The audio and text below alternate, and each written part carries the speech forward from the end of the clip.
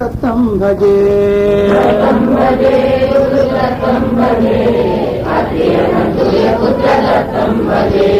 దత్తం భజే గురుదత్తం భజే అత్రి అనసూయ పుత్ర దత్తం భజే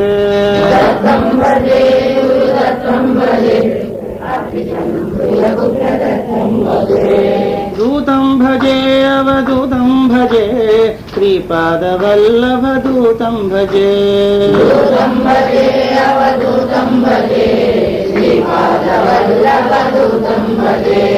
దత్తం భజే గురు దత్తం భజే అత్రి అనసూయ పుత్ర దత్తం భజే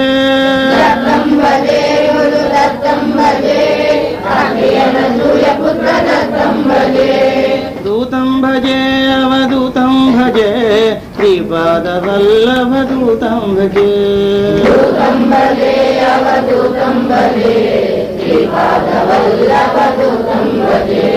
దత్తం భజే గురు దత్తం భజే అత్రి అనసూయ పుత్ర దత్తం భజే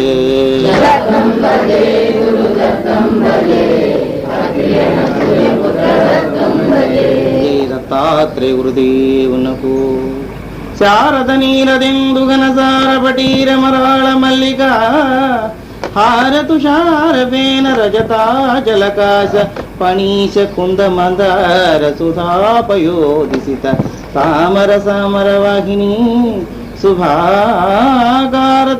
నిన్ను మది చేర్చిను తింతుమదంబ భారతి హ్రీంకారాసన గర్భితానలశిఖాం సౌభుక్లీం కళాం బిభ్రతీం సౌవర్ణాంబరధారిణీం వరసుధాధౌతాం త్రినేత్రోజ్వలాం వందే పుస్తకపాసనం కుశధరాం స్రగ్భూషితాంబుజ్వలాం త్వాం గౌరీం త్రిపురాం పరాత్పరకళాం శ్రీచక్ర సంచారిణీ శ్రీవిద్యాం శివవామభాగనిలయాం హ్రీంకార మంత్రోజ్వలాం శ్రీచక్రాంకిత బిందు మధ్య వసతిం శ్రీమత్ సభాయకాం శ్రీమశంక విఘ్నరాజ జననీం శ్రీమద్యగన్మోహినీ మీనాక్షి ప్రణతోస్మి సంతతమహం కారుణ్యవరానిధిం తల్లి. ఓం నమో బ్రహ్మాదిభ్యో బ్రహ్మ విద్యా సంప్రదాయ కర్తృభ్యో వంశ ఋషిభ్యో మహభ్యో నమో గురుభ్యః. ఓం నమః ప్రణవార్థాయ శుద్ధ జ్ఞానైకమూర్తయే నిర్మలాయ ప్రశాంతాయ దక్షిణామూర్తయే నమః. ఓం హరళీయావతారాయ శంకరాయ పరౌజసే కైవల్యకరణ కల్పతరవే గురవే నమః. గురవే నమః. కృష్ణ కృష్ణ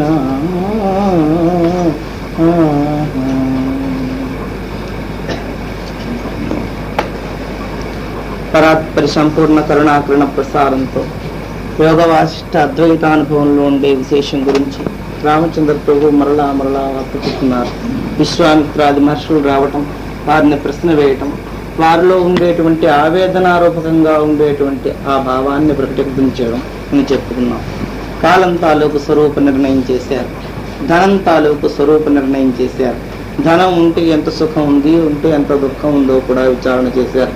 ద్రవ్యం ఉన్నంత మాత్రం చేతనే సుఖం మానవుడు పొందలేడు. నిజమైన సుఖం కావాలంటే ద్రవ్యం ఒక్కటే ప్రధానమైంది కాదు అనే ఆశయాన్ని చెప్పారు.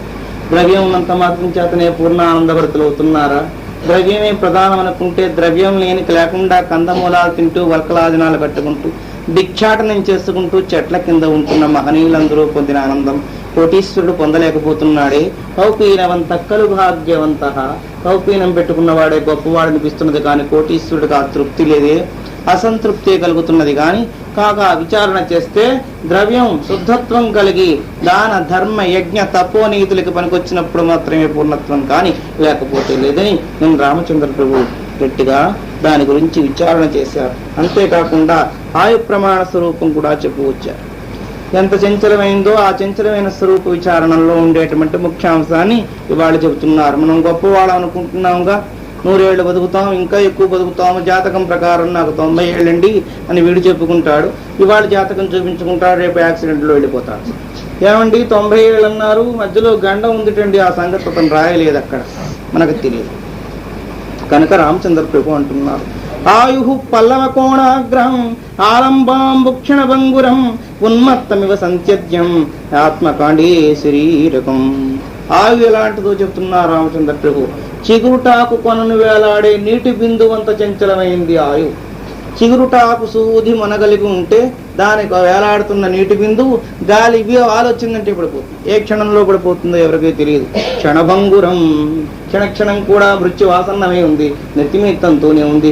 ఏ క్షణంలో పడిపోతామో మనకే తెలియదు. ఉన్మత్తమివ సంత్యజ్య యాత్మేకాండే శరీరకం.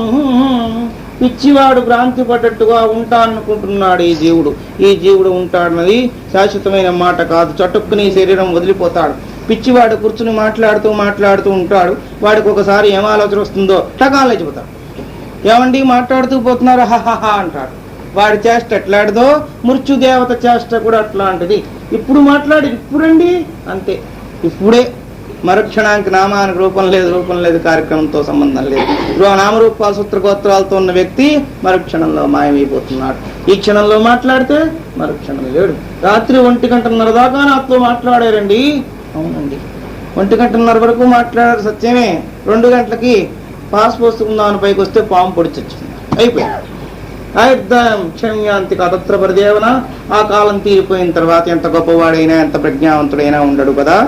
విషయాసంగ పరిజర్జరచేతసాం అప్రౌఢాత్మ వివేకానాం ఆయురాయాకాశకారం. విషయాల్ని విషసర్పాల చేత చితికిపోయి ఉన్నాం గూడు. ఈ మనస్సు వివేకం లేకుండా ఉంటుంది. విచారణ చేసుకుంటూ ఎప్పటికప్పుడే ఆయుర్దాయం గురించి ఆలోచించుకుంటే తప్పుడు పని చేసే అవకాశం ఉండదు. రేపే పోతామేమో అన్నప్పుడు మంచి కార్యక్రమం చేసే దాంట్లో పాల్గొనే అవకాశం వస్తుంది. లేదు 100 ఏళ్ళు ఉంటాం అంటే తర్వాత ఎప్పుడో చేయొచ్చులే, మనకు ధైర్యం వచ్చిందిగా 100 ఏళ్ళని, ఎప్పుడో చేద్దామని అనుకుంటాడు. చేద్దాం అనుకున్నంత వరకు ఉంటాడో ఉండడో తెలియదు. విషయాల్ని విషసర్పాల వల్ల చితికిపోయిన మనస్సు వాళ్ళందరూ కూడా ఇట్లాంటి ఆలోచనలు చేస్తారు. వాళ్ళకి విషయలాంపట్యమే కానీ పారమార్థిక చింతనే ఉండదు. ఒకవేళ ఉన్న వాళ్ళకు కూడా అవహేళన చేసేవాళ్ళుగా ఉంటారు కానీ ఆత్మానుభవం పొందిన వారుగా ఉండరు అంటున్నారు రామచంద్రుడు. ఏతు విజ్ఞాత విజ్ఞేయ విశ్రాంత వితతే పదే భావ సమాశ్వాస మైస్తేషాం సుఖాయతే. తత్వజ్ఞాన బలం చేత బ్రహ్మపదం ఎవరైతే పొంది శాంతి పడుతున్నారో వారికి తక్క లాభాలాభాలు దృష్టి లేకుండా ఆనందం పొందిన వారెవరు?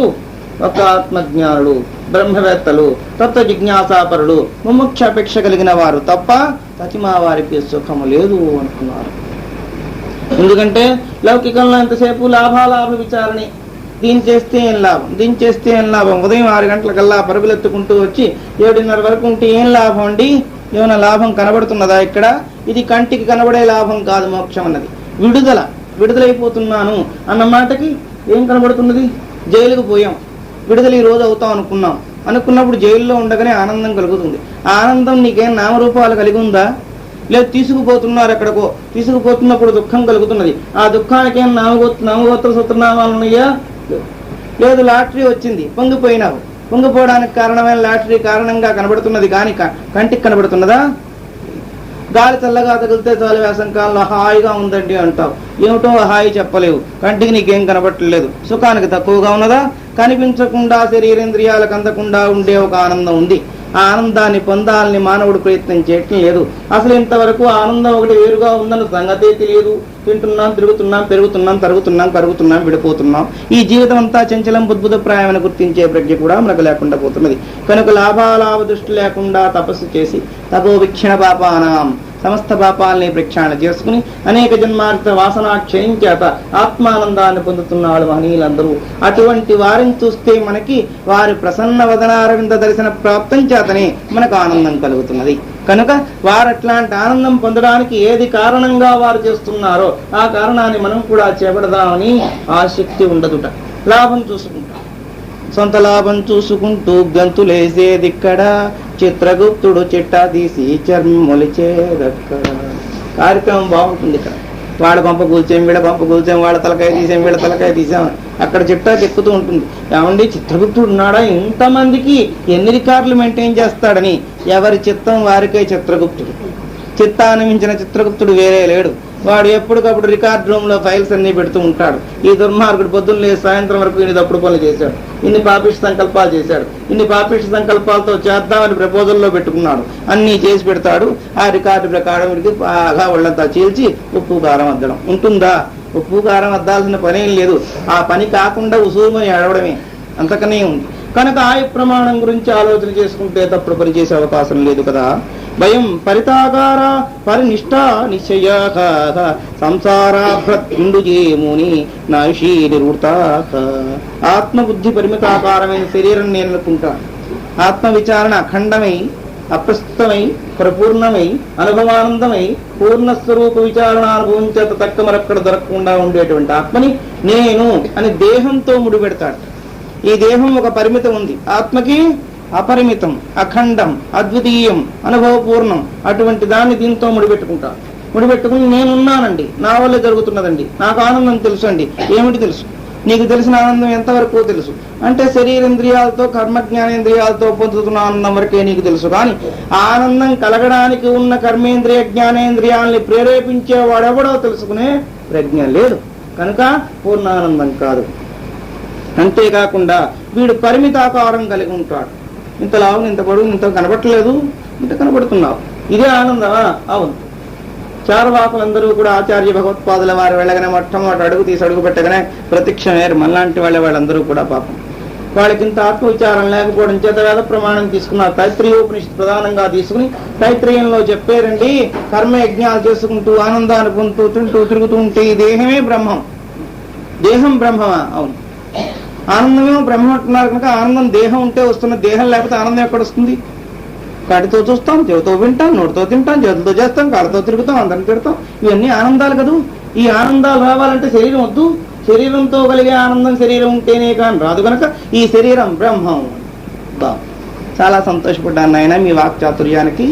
అయితే శరీరంతో కలిగే ఆనందమే బ్రహ్మానందం అనుకుంటే గాఢంగా నిద్రపోయినప్పుడు ఉండే ఆనందాన్ని ఏమంటాం? అది ఆనందమేనండి. మరి అప్పుడు కన్ను, కాలు, చెవి, ముక్కు, త్వక్కు ఉందా అండి? లేవండి. మరి ఈ పనులు అక్కడ చేస్తున్నామండి? లేదండి. అయితే ఈ ఆనందం కన్నా ఆనందం గొప్పగా ఉందనే కదా అందరూ అక్కడ పోతున్నారు. ఉండట్లేదా? ఉందండి. కావండి ఆ సినిమా 3 సార్లు చూశాడు, 3 షోలు. ఇంకా నాయన ఇంకో సినిమా బాబా పడుకుంటే కన్నా ప్రాణం హాయి లేదండి అంటాడు. ఏమి ఎంత హాయిగా ఉన్న వస్తువు నీకు అంత చేస్తే ఈ హాయి వదులుకుని ఇంకో హాయి దగ్గరికి పోతానంటావు. అక్కడ ఇంతకు మించిన హాయి దొరికిందనేగా.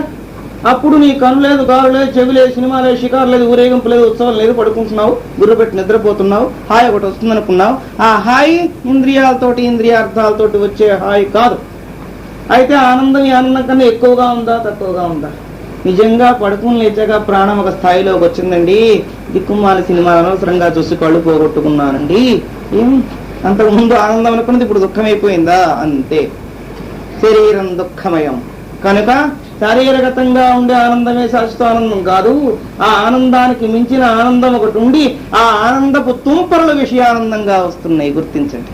ఇట్లాంటి ఆనందం గురించి ఆలోచన చేసేటువంటి స్థితి లేక శరీరం మాత్రమే ప్రారంభం చేత వచ్చిందా అని పట్టుకుని ఇదే శాశ్వతం అనుకుంటూ, ఇందులో గొప్పతనం ఉందనుకుంటూ దీనికి పరిమితాకారం కల్పిస్తాడు. వీడు ఆత్మచారణానుభవం పొందినవాడు కాదు. యుజ్యతే వేష్టవాం వాయో రాకాయస్య చ కండనాక ప్రదతం తరంగణామాస్త నాయుషీ ఉజ్యతే. గాలంతా ప్రోగు చేసుకుని ఆకాశం మబ్బులతోటి ఒక కొండ మీద విశ్రాంతి తీసుకున్నట్టు గాలి గోపురంలో మనం నివాసం పెట్టుకున్నాం. మన పురాకృత సుకృత విశేషం బాగుంటే 100 ఏళ్ళు ఉంటాం, లేకపోతే 10 ఏళ్ళకే పోతాం. లేదు మన సుకృతం ఇంకా మంచిదైతే పుట్టగానే చేస్తాం. ఇట్లాంటి జీవితం గడుపుతున్న మానవాళ్ళందరూ కూడా మహద్వైభవాన్ని గుర్తించట్లేదు. ఆకాశపు తునకలు కాంచుతూ తరంగాలు విరిగిపడుతూ ఉంటే చూస్తూ లోకంలో చచ్చి పుట్టేవాడిని గుర్తిస్తూ కూడా నేను మాత్రం చావనుకుంటాట. అది గొప్ప విషయం. అన్నిటికన్నా ఆశ్చర్యమైంది ఏమిటి? పోబోయేవాడు పోయిన వాడిని చూసి ఆడవడం. వీడు పెర్మనెంట్గా ఉంటాననుకుంటాడు. పోయిన వాడి దగ్గరికి వెళ్ళి వీళ్ళు కూర్చుని ఏడుస్తున్నాం. ఏం చేస్తాములేండి, ఇవాళకి అయిపోయింది లేండి, ఇంకా ఏదో తినాలి కదా. పోయినవాడు కాటికి, ఉన్నవాడు కూటికి, ఏడక తప్పదు కదా అని లేవదీస్తూ స్నానాలు చేస్తూ రేవుల దగ్గర నుంచి మళ్ళీ వస్తూ మనకి ఇప్పుడప్పుడే రాదులేండి. మా తాతగారు రాసి పెట్టారు జాతర. వారికంటే పాపం అర్ధాయుష్యం, మాకు 100 ఏళ్ళు అంటాడు. కట్టె మోసుకు స్నానం చేసి వస్తూ వస్తూ అకస్మాత్తుగా మధ్యలో కూర్చుండిపోతాడు. ఏమండి ఏమిటో పోటు వచ్చినట్టుందండి అని ఆ చెరువు దగ్గరే గోవింద. అంతకుముందు 10 నిమిషాల ముందు చెప్పాడు, మా తాతగారు జాతకం రాశారు, 100 ఏళ్ళ మట్ట. ఏది కాలగర్భంలో ఎటువంటిది ఏ సమయంలో సంభవిస్తుంది ఎవరికి తెలియదు. నీటి బుడగలు, గాజు బొమ్మలు, ఇవి ఏ క్షణంలో చేయి జాగ్రత్త ఆ క్షణం పగిలిపోతుంది. దీనికి గ్యారంటీ ఉందా? ఈ గాజు గ్లాస్ కొన్నానండి, ఇది తప్పనిసరిగా నేను ఆ చేతిలో వాడికైతే మాత్రం 10-15 ఏళ్ళు వచ్చేస్తుంది. అందులోని ఇది పోయే గ్లాస్ కాదు. అంచేతన పట్టుకుంటాడు లాంగని జాగ్రత్త. ఏం బాబు 10 ఏళ్ళు అన్నావు? అదేమిటో అనుకున్నానండి, ఇట్లా జారిపోతుంది అనుకోలేదండి. అన్బ్రేకబుల్ అండి, ఇది అన్బ్రేకబులే. వాడు కొట్టినప్పుడు బాగుంది, మన ఇంటికి వస్తే జాగ్రత్త. అన్బ్రేకబుల్ అని చెప్పింది కూడా చేతులుంచి పెడితే ముక్కలు చెక్కలు. అలాంటి వాడికే గ్యారంటీ, లేకపోతే ఇది గ్యారంటీయా? ఇది అన్బ్రేకబులే అనుకుంటాం, ఉన్నంతవరకు ఎప్పుడు పోతుందో తెలియదు. ఈ విషయం తెలుసుకోకపోవడం చేత, ఆయువు నమ్మలేక వాయువు తాలూకు విషయాన్ని గుర్తించకపోవడం చేత దుర్మార్గ కార్యక్రమాల్లో ప్రవేశించి దుష్టచింతనలతో జీవితంతో సహా చేసుకుంటున్నాం. పేలవం శరీదీవాభ్ర అస్నేహో ఇవదీపట తరంగక ఐవాలోలం గతమేవోపలక్ష్యతే. జీవితం అంతా శరత్కాల మేఘం లాంటిది, తెల్లగా ప్రస్ఫుటంగా కాంతిగా చూసేందుకు ఆనందకరంగా ఉంటుంది. అంతేకాకుండా కాంతి ఎప్పుడైతే పెరుగుతున్నదో చమురు అప్పుడే తరిగిపోతున్నది కూడా గుర్తించాలి. దీపం వెలిగిస్తాం, నిండుగా చమురు పోసుకున్న నిధిలో ఒత్తి పెడతాం, ఒత్తి మంచి ప్రకాశంగా ఉంటుంది. అబ్బా చాలా బాగా వెలుగుతున్నదండి అని వెలుగు చూసి పొంగిపోతున్నావు, చమురు ఖర్చు అవుతున్న సంగతి గుర్తించటం లేదు. అట్లనే బాగా యవ్వనం ఉండేటప్పటికి యవ్వనంలో తప్పుడు పనులన్నీ చేసుకుంటూ తూలిపోతూ నా అంత ప్రజ్ఞావంతుడు లేడనుకుంటూ, నాకు ఎదురు చెప్పేవాడే లేడనుకుంటూ ఎగురుతున్నావు. కానీ ఈ యవ్వనంలో ఆయుర్దాయం అనే చమురు కరిగిపోయిన తర్వాత నీ పాటలు కుక్కలు కూడా పడవన్నది గుర్తించకుండా ఉన్నావు. జాగ్రత్త, తస్మాత్ జాగ్రత్త. యవ్వనంలో ఇంద్రియాల తాలూకు ప్రకోపం చేత వెరిచేష్టలు చేస్తే యవ్వనంలో వాడి తాలూకు ప్రభావం చూపించదు. ఇంద్రియాల బలసత్వం తగ్గిన తర్వాత అప్పుడు కుష్ఠరోగమో, క్షయరోగమో, మరొక రోగమో, ముదిరేశ్వర రోగమో దగ్గుకుంటూ గుమ్మంలో కూర్చుంటాడు. కుళ్ళకి ప్రమాది కూర్చుంటే అందరూ తిట్టడమే, ఏమిటో ఈ రోగం వచ్చిందేంటి, రాదు ఇంకో 4 రోజులు తిరగపోయావు, అందరూ మహానుముతుంటారు. అప్పుడు చెప్పారు, చెప్పినప్పుడు విన్నావు లేదండి. అప్పుడే వింటే కర్మ ఎంతగా నీకు తెలియదు, కర్మ తాలూకు ప్రభావం తెలియదు, జ్ఞానం తాలూకు విచారణ తెలియదు, కాలం తాలూకు ప్రభావం తెలియదు. అనుభవించు, అవశ్యం అనుభవక్తవ్యం కృతం కర్మ శుభాసుఖం. మంచి చేసిన వాడు మంచి, చెడ్డ చేసిన వాడు చెడ్డ అలా అంటారు. కానీ ఇప్పుడు చెడ్డ చేసిన వాడి పని హెచ్చుగా ఉందండి, మంచి వాళ్ళు మట్టి అయిపోతున్నారని అంటావా? కాలస్వరూపంలో కలిసొచ్చినట్టు కనబడుతుంది, కానీ ఇప్పుడు చేసిన తాలూకు మంచి చెడ్డల తాలూకు ప్రభావం ఊరికనే పోదు, అది అనుభవశ్యమే, ఊరికి అనుభవించక తప్పదు. అయితే క్షణాల మీద వచ్చేది ఏం కాదు ఆ ఫలితాలు. ఇప్పుడు నువ్వు అనుభవిస్తున్నది, నీ అనుభవిస్తున్నది గతంలో ఉండే సంచితం అని చెప్పుకొస్తున్నా.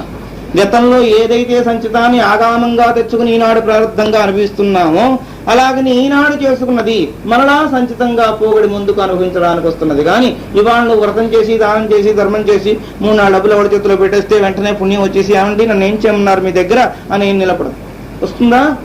మరి అయితే ఏం చేయమండి, ఈ పుణ్యం అంతా ఇప్పుడు రాదా? ఇప్పుడేం రాదు, ఏ శాస్త్రం అట్లా చెప్పటం లేదు, నేను ముందు నుంచి ఎప్పుడు చెప్పట్లేదు. ఇప్పుడు చేసుకున్నది ముందుకు డిపాజిట్.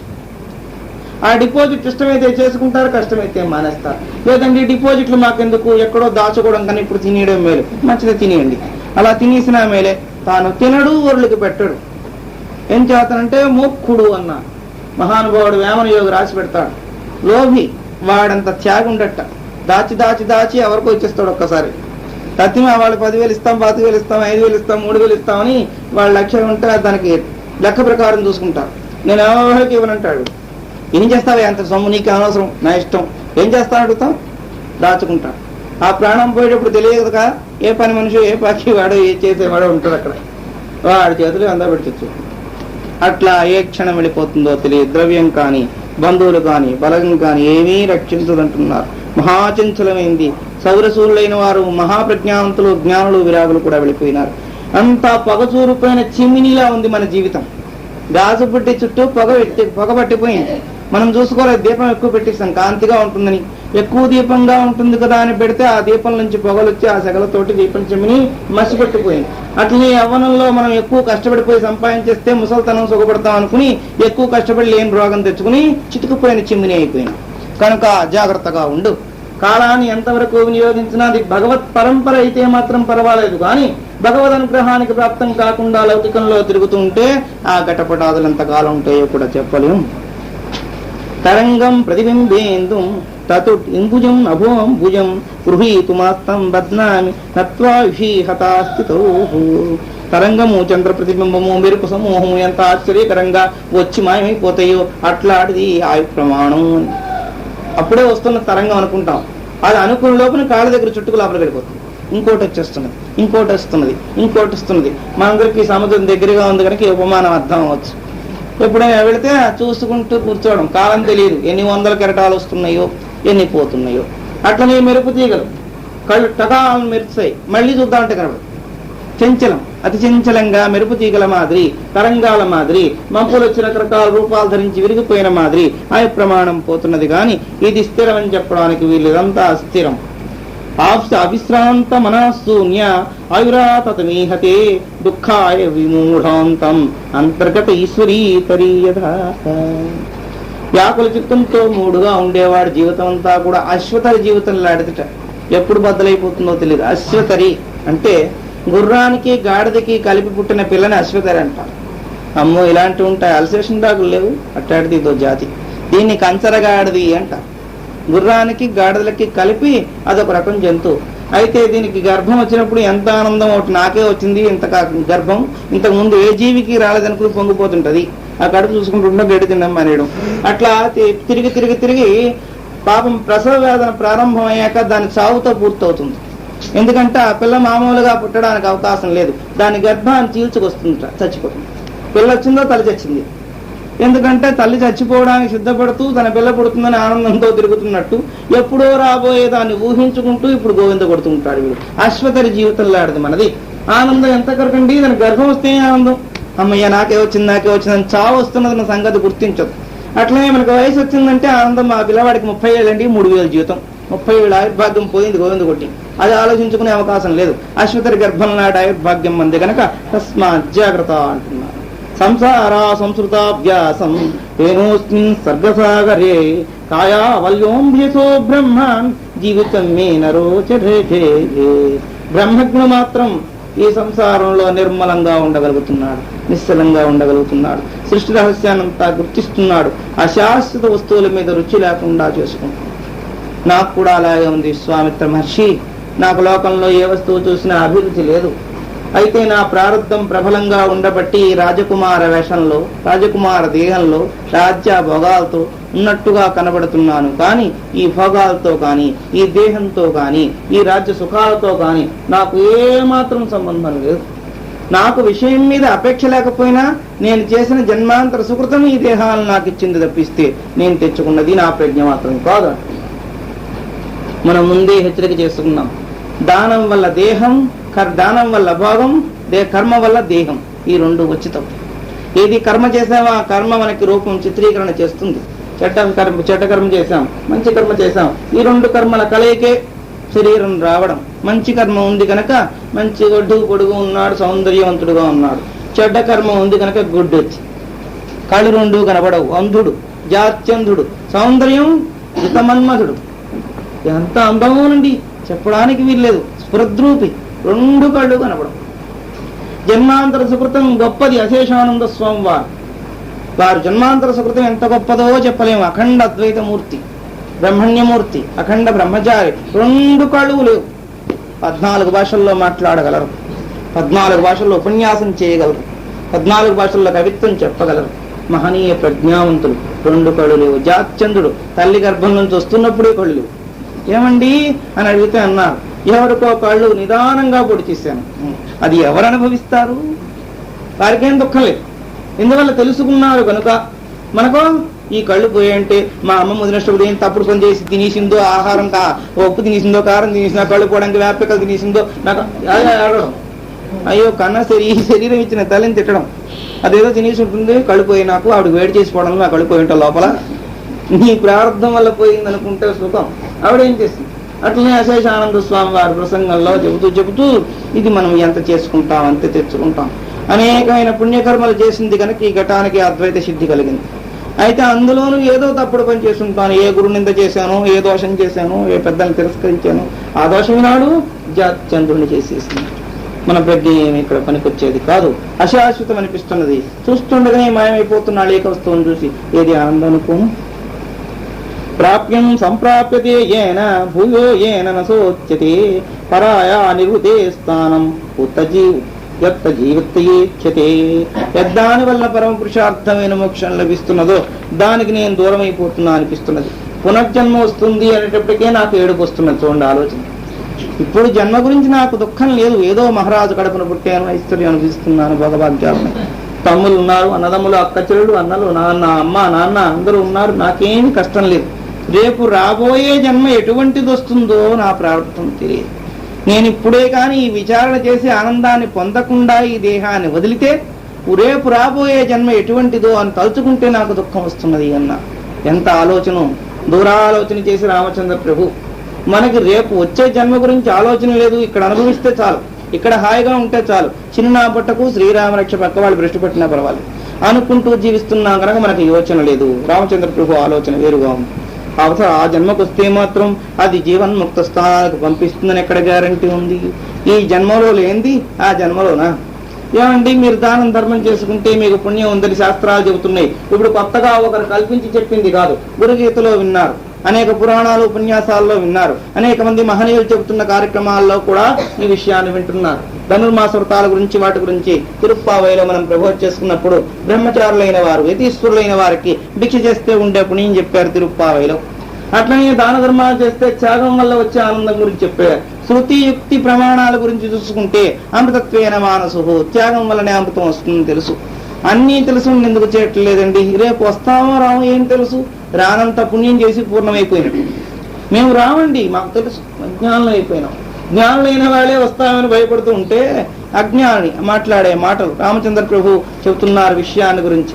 రేపు వస్తామనుకోండి, ఒకవేళ వస్తే మాత్రం ఇటువంటి దేహం వస్తుందని గ్యారంటీ ఏముంది? ఇవాళ మన చేతితో మనం చేసుకుంటే వచ్చే పుణ్యానికి మనం ఎదురు చూడకుండా, ఏమండి మీరు దాన ధర్మాలు చేరా అంత ఉంది అన్నా. లేదండి మా మనవాడు చేస్తాడులేండి అంటే, నేను చేసుకున్నామని నీకు లేదు, వాడు చేస్తాడట, వాడు చేస్తే వీడికి వస్తుంటే. మనవాడు చేసేదాకా మీరు ఎక్కడ ఉంటారో మీకు తెలుసా? మీరు చేసుకున్నది మీరే పట్టుకుపోతారు. ఎవరు తింటే వాళ్ళకి తృప్తి, కానీ ఒకరు చేస్తే ఒకరికి తృప్తి లేదు. మనం భోజనం చేస్తే మా మనవాడు తినట్టుగా భావించుకుంటా అంటే వాడు తింకబెట్టి ఏడుస్తాడు. వాడు పాలు తాగేళ్ళండి, వాళ్ళు నేను కాఫీ మానేస్తాను, హాయిగా ఉంటుంది అంటారా? ఏమి? ఇప్పుడు ఇక్కడ జరిగే కార్యక్రమంలోనే వాడు తింటే నీకు వంట పట్టడం లేదు, నువ్వు తింటే వాడికి వెళ్ళటం లేదు. ఇక ఎక్కడ చచ్చిపోయిన తర్వాత వాడు చేస్తాట బ్రహ్మలోకానికి వెళ్ళి పితృతర్పం చేస్తా ఆ బ్రహ్మకపాలంలో వెళ్ళి చేసిన దానివల్ల పెద్దలందరూ అక్కడ ఉంటారేం లేదు. పెద్దలందరికి అధికారైన కర్ధముడనే ప్రజాపతి అక్కడ ఉన్నారు కనుక వారు పితృమండలాధికారి కనుక ఆయా వస్తువులను అక్కడక్కడ సరఫరా చేస్తారు. అయితే మనం చేసుకున్న దానికి వారు చేసిన దానికి చెయ్యి మారిందంటేనే ప్రభావం మారిపోతుంది. రామచంద్రుడు ఆలోచన చేశారు, బాగా విచారణ చేస్తున్నారు. ఇప్పుడు ఈ దేహం ఉండగానే సత్కర్మ చేయాలి, తపస్సు చేయి. నాకు ద్రవ్యం లేదంటే ఏం చేయను? మీరు చెప్పింది మంచిదే, ధనవంతులు దానం చేయమన్నారు. ధనం లేని వాళ్ళ సంగతో తపోవీక్షణ బాపానం, తపస్సు చేయి. నీకు ద్రవ్యం లేకపోతే విచారపడమని చెప్పట్లేదు శాస్త్రం. బాహ్యానికి దరిద్రుడు కానీ భావానికి దరిద్రం లేదు. భగవంతుడు అనుగ్రహించాడు భావంతో పరమేశ్వరార్చన చేయి. బాహ్యానికి దరిద్రం మనకి, కానీ బంగారం లేదు, వెండి లేదు, పాత్రలు ఇనువు లేదు, ఇత్తడి లేదు. మన ఇంట్లో రోజు బిచ్చ పాత్ర పట్టుకెళ్ళి అడుగు తెచ్చుకుంటున్నాం. మేము ఎట్లా భగవంతుడిని చేరాలి? అసలు చేరగలమా? చేరచ్చు. తపస్సు చేసుకున్న వాళ్ళందరూ ఆభరణ అలంకరణాలు స్వామివారికి అంకరించలేదు, ఆత్మార్పణం చేసుకున్నారు. అట్లా చేసుకున్న వారందరూ కూడా తరించారు.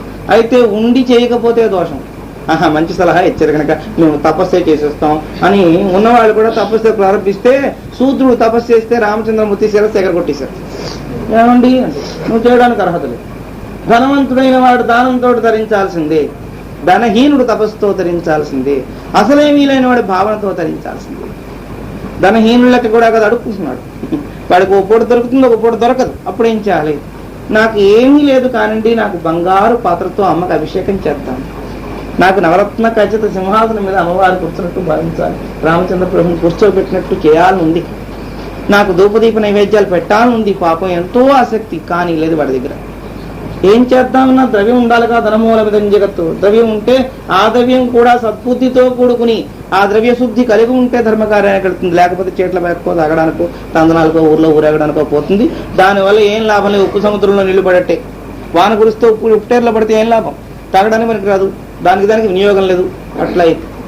అట్లా వీడి జన్మాంతర సుకృతం ఉంది. పాపం ఆలోచన గొప్పదే, ద్రవ్యం లేదు. ఏం చేయాలి? భావన చేసి కూర్చోమటం వేసుకుని నవరత్న గజ సింహాసనం మీద కూర్చోబెట్టినట్టుగా సీతారామాంజనేయులు చెప్పుకొచ్చారు.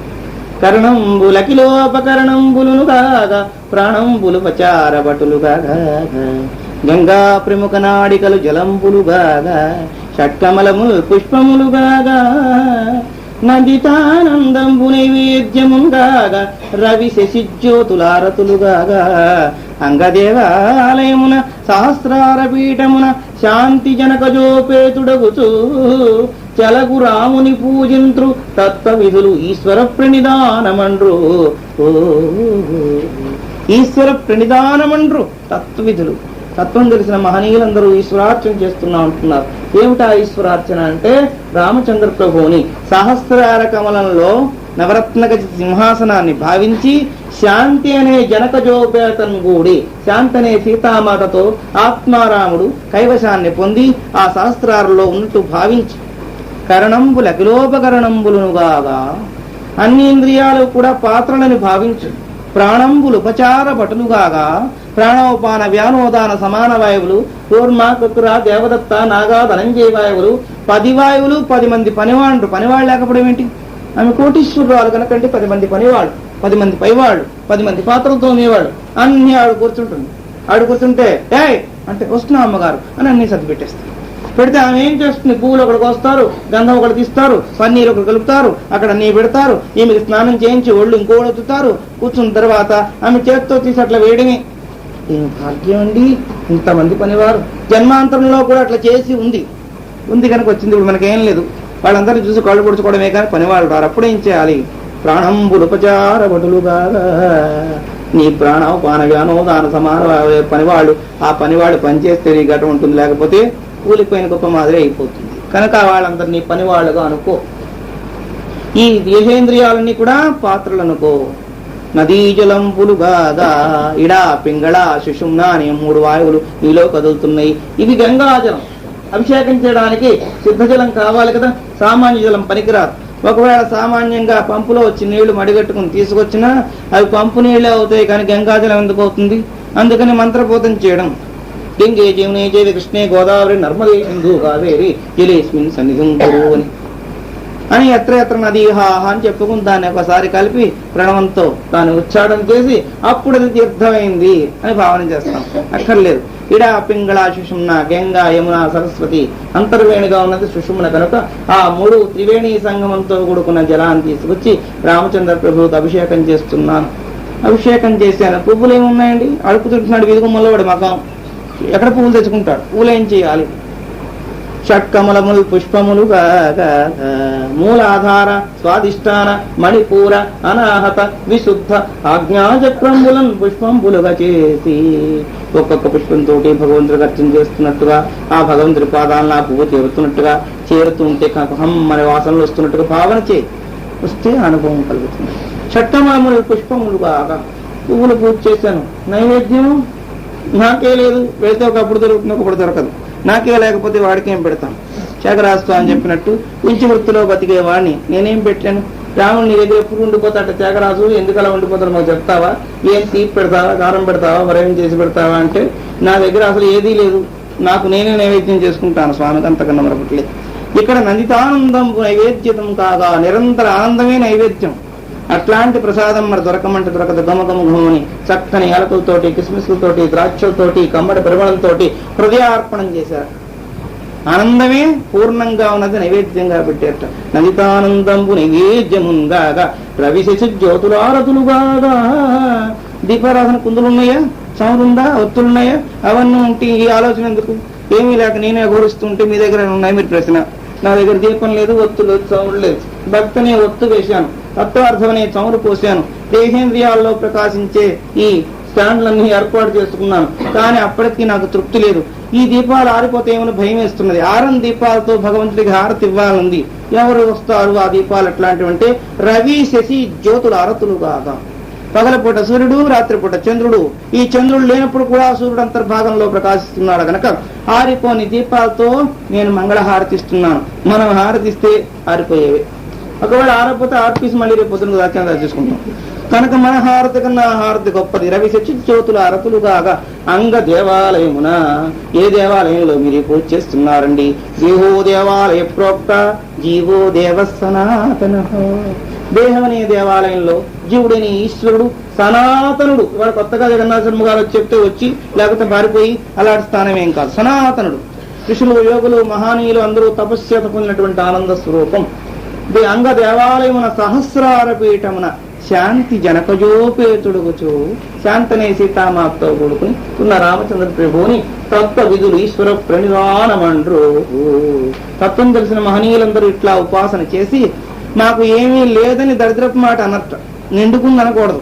ఏమండి, పసుపు ఉందా నిండుకుంది, కుంకుమ ఉందా నిండుకుంది, నీ బతుకే నిండుకుంది. ఎప్పుడు అంతే, ఏ మాట బియ్యం నిండుకుంది. ఏమండి, ఉన్నాయంటే ఉన్నప్పుడు చూసుకుని చెప్పాల్సిన పని లేదా? ఏమో అయిపోయేదాకా మాకు తెలియదు. ఆ డ్రమ్ములో చేపెట్టి వెతుకుతాం, అక్కడ బియ్యం ఉంది, లేకపోతే అప్పుడు చెప్తాం. ఇలా నిండుకుంది నిండుకుంది నిండుకుంది అంటే నిండుకోవడమే.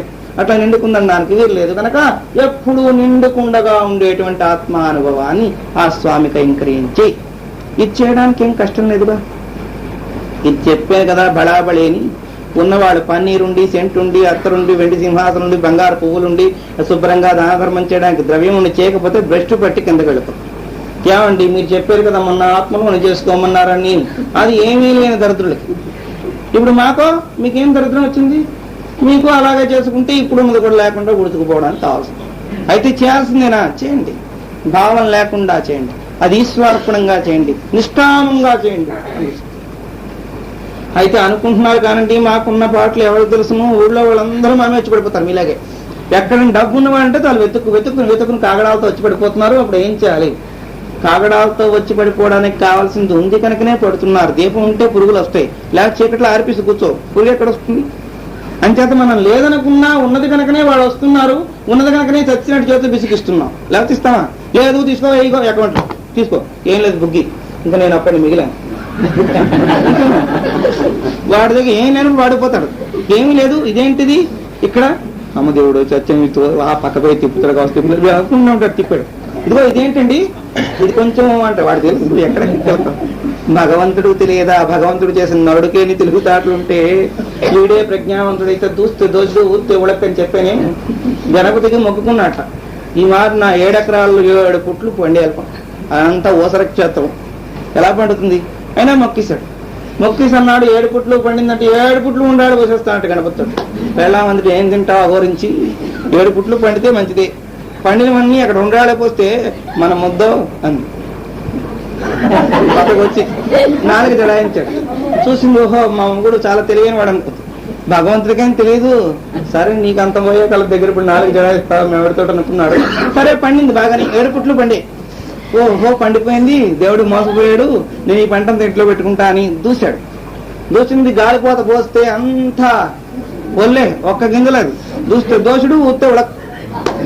ఏమైపోయింది? అంతా పొలదాన్ని దుంపదాక గణపతి ఏమి ఇట్లా చేసావని, నీ సంగతి నాకు తెలుసు, నువ్వు పోయావని. అంచేత నువ్వు కోరుకున్నావు కనుక కోరుకున్నట్టు వరం ఇచ్చాను, పోయినన్నావు కనుక పోకుండా పోయింది, అయిపోయింది. ఇట్లా భగవంతుడు కూడా తెలుసు ఎవరెవరి ద్వారా ఏం చేయించాలో. మనకు దానం ధర్మం చెయ్యాలని లేదు, చేయకుండా దాచిపెట్టుకుందామని ఉంది. ఇన్కమ్ ట్యాక్స్ వాళ్ళ రూపంలో వస్తాడు. ఏమండి అని లేదు, సేల్ ట్యాక్స్ గా వస్తాడు, వెల్త్ ట్యాక్స్ గా వస్తాడు, ఇంకో ట్యాక్స్ గా వస్తాడు, దిక్కుమాల ట్యాక్స్ వీళ్ళ మీద. ఏమి మీరు చేయరుగా, మేము చేయిస్తాం. మరి చేసే వాళ్ళకు కూడా పడుతున్నది కదా, చేసే వాళ్ళకి ఆ ట్యాక్స్ పడుతున్నది, చేసుకున్నది వాళ్ళకి డిపాజిట్ అవుతుంది. ఆ ట్యాక్స్ ఏం డిపాజిట్ అవుతుంది ఏంటి? అలాగైతే అందరూ కట్టి సాయిగా ఉంటారు. ఉండగా ఏడుస్తూ తిట్టుకుంటూ ఇస్తారు కానీ ఆనందంగా ఇస్తారా? ఓహో బ్రహ్మవేత్త గారు మీరు వచ్చారు కనుక మహానీయ, మీరెవరు ఇన్కమ్ ట్యాక్స్ వస్తారా? మీరు బ్రహ్మవేత్తలు సాక్షాత్ ఇదిగో ఈ ద్రవ్యం మీరు తీసుకుంటే మాకు మోక్షం అంటారా? అంటే దిక్కుమాల వాడు వచ్చి పడిపోతాడు. రోజు రోజును మా షాపేవుడి కంట్లో పడింది, ఎప్పుడు ఇలా పోతున్నా వస్తున్నా చూస్తూనే ఉంటాడు అని ఏడుస్తాం. కానీ ఆనందం ఏది? మన చేతితో ఒకరికి ఒక అరటిపండు ఇచ్చుకున్నామంటే తృప్తి ఉంటుంది. మహానికి వాళ్ళ కుక్షిలో పడితే పావనం అని. వాళ్ళు వచ్చినప్పుడు డ్రింక్ తెప్పించండి అంటాడు, తెప్పిస్తాడు ఉసూరుమై. కానీ నీ కుక్షిలో పడితేనైనా నా జన్మ తీర్థార్థం అవుతా అంటాడా? తాగడం కోసం వస్తారు, పొద్దున్నే టిఫిన్ కూడా తినకుండా మా కోటి మీదకి వచ్చేస్తారు రైడింగ్ కి. ఇక్కడ కూర్చొని తెప్పించుకుతున్నాం. ఓ అలాగా సూర్యుని ఏడుస్తూ పెట్టుకుంటామే, ఈ కర్మలే మనకు అనుభవం. అయితే ఇక్కడ వ్యాపారస్తులు ఈ మాట కాదు, ఎక్కడ ఎవరుంటే వాళ్ళకి అదంతా ఆచరణ రూపకంగా కనబడాల్సిందే. ఉద్యోగస్తులైనా అంతే, వ్యాపారస్తులైనా అంతే, వ్యవసాయదారులైనా అంతే. సక్రమంగా ధర్మం 4 పాదాలు నడిపించకపోతే ద్రవ్యం పోతుందంట. వ్యవసాయం చేసే వాళ్ళకి ఎట్లా పోతుందండి, మూషికాలు అపహరిస్తాయట. వడ్లన్నీ కోసి కుప్పలు పట్టుకుంటారు, వాళ్ళ చేత వాళ్ళు ఇప్పుడు ఇక్కడ వడ్లు ఇవ్వరు వాళ్ళకి. అప్పుడు ఏకల రూపంలో వస్తాడు భగవంతుడు. గోతులు తవ్వి ఒక్కొక్క గోతులో కుంచెడేసి ధాన్యం ఉంటాయి దగ్గర దగ్గర. అట్లా కుంచాలు కుంచాలు కుంచాలు కుంచాలు తరలించుకుపోతాయి. ఇంకా అవి కావు ఇవి కావు పిట్లగా వస్తాడు. శుభ్రంగా వెన్ను వేసిన వెంటనే టక్కడలాట్లు కత్తిరించి పారేస్తాడు ఇటు పనికి రాకుండా. అలా ఎక్కడికక్కడే తీసుకుంటూనే ఉంటాడు. అట్లా తీసుకుపోయే కాలగర్భంలో మేము పెరమనంట అనుకుంటూ అసలు వస్తత్వ విచారం లేకుండా, వాసనాక్షయం కాకుండా, మనస్సు లయం కాకుండా అనుభవం దొరకదు. కనుక ధనవంతులుగా ఉండేవాళ్ళు, ధార్మికులుగా ఉండేవాళ్ళు, ఏమీ లేని వాళ్ళు కూడా ఆయు ప్రమాణం మాత్రం గుర్తించుకోవాలి. ఆ ధనవంతుడు హాయిగా అనుభవిద్దాం అనుకున్నా అండి, నిన్న పోయినాడు. ఈ ముష్టివాడిని 20 ఏళ్ళపడి చూస్తున్నాను మా వాకిట్లో, వీడు చచ్చిపోకూడదు, వాడు చచ్చిపోదు. మా నాన్నగారండి తిరుగుతున్న అతను 35 ఏళ్ళ పోయినారు. ఈ ముదినష్టవాడు ఎప్పుడు అడుగుతాడు, వీడికేమైనా భాగమా భాగ్యం. ఇలాంటి వాళ్ళు ఆ భగవంతుడు ఎత్తుపోకూడదు. వారిని ఎత్తుకుపోయారంటే వీడు ప్రాప్తం, వాడి ప్రాప్తం. వీడు కోరుకున్న దాన్ని బట్టి వస్తున్నది. దరిద్రుడుగా ఉన్నాడు కదా అని ముందుగా పోవాలి గ్యారంటీ.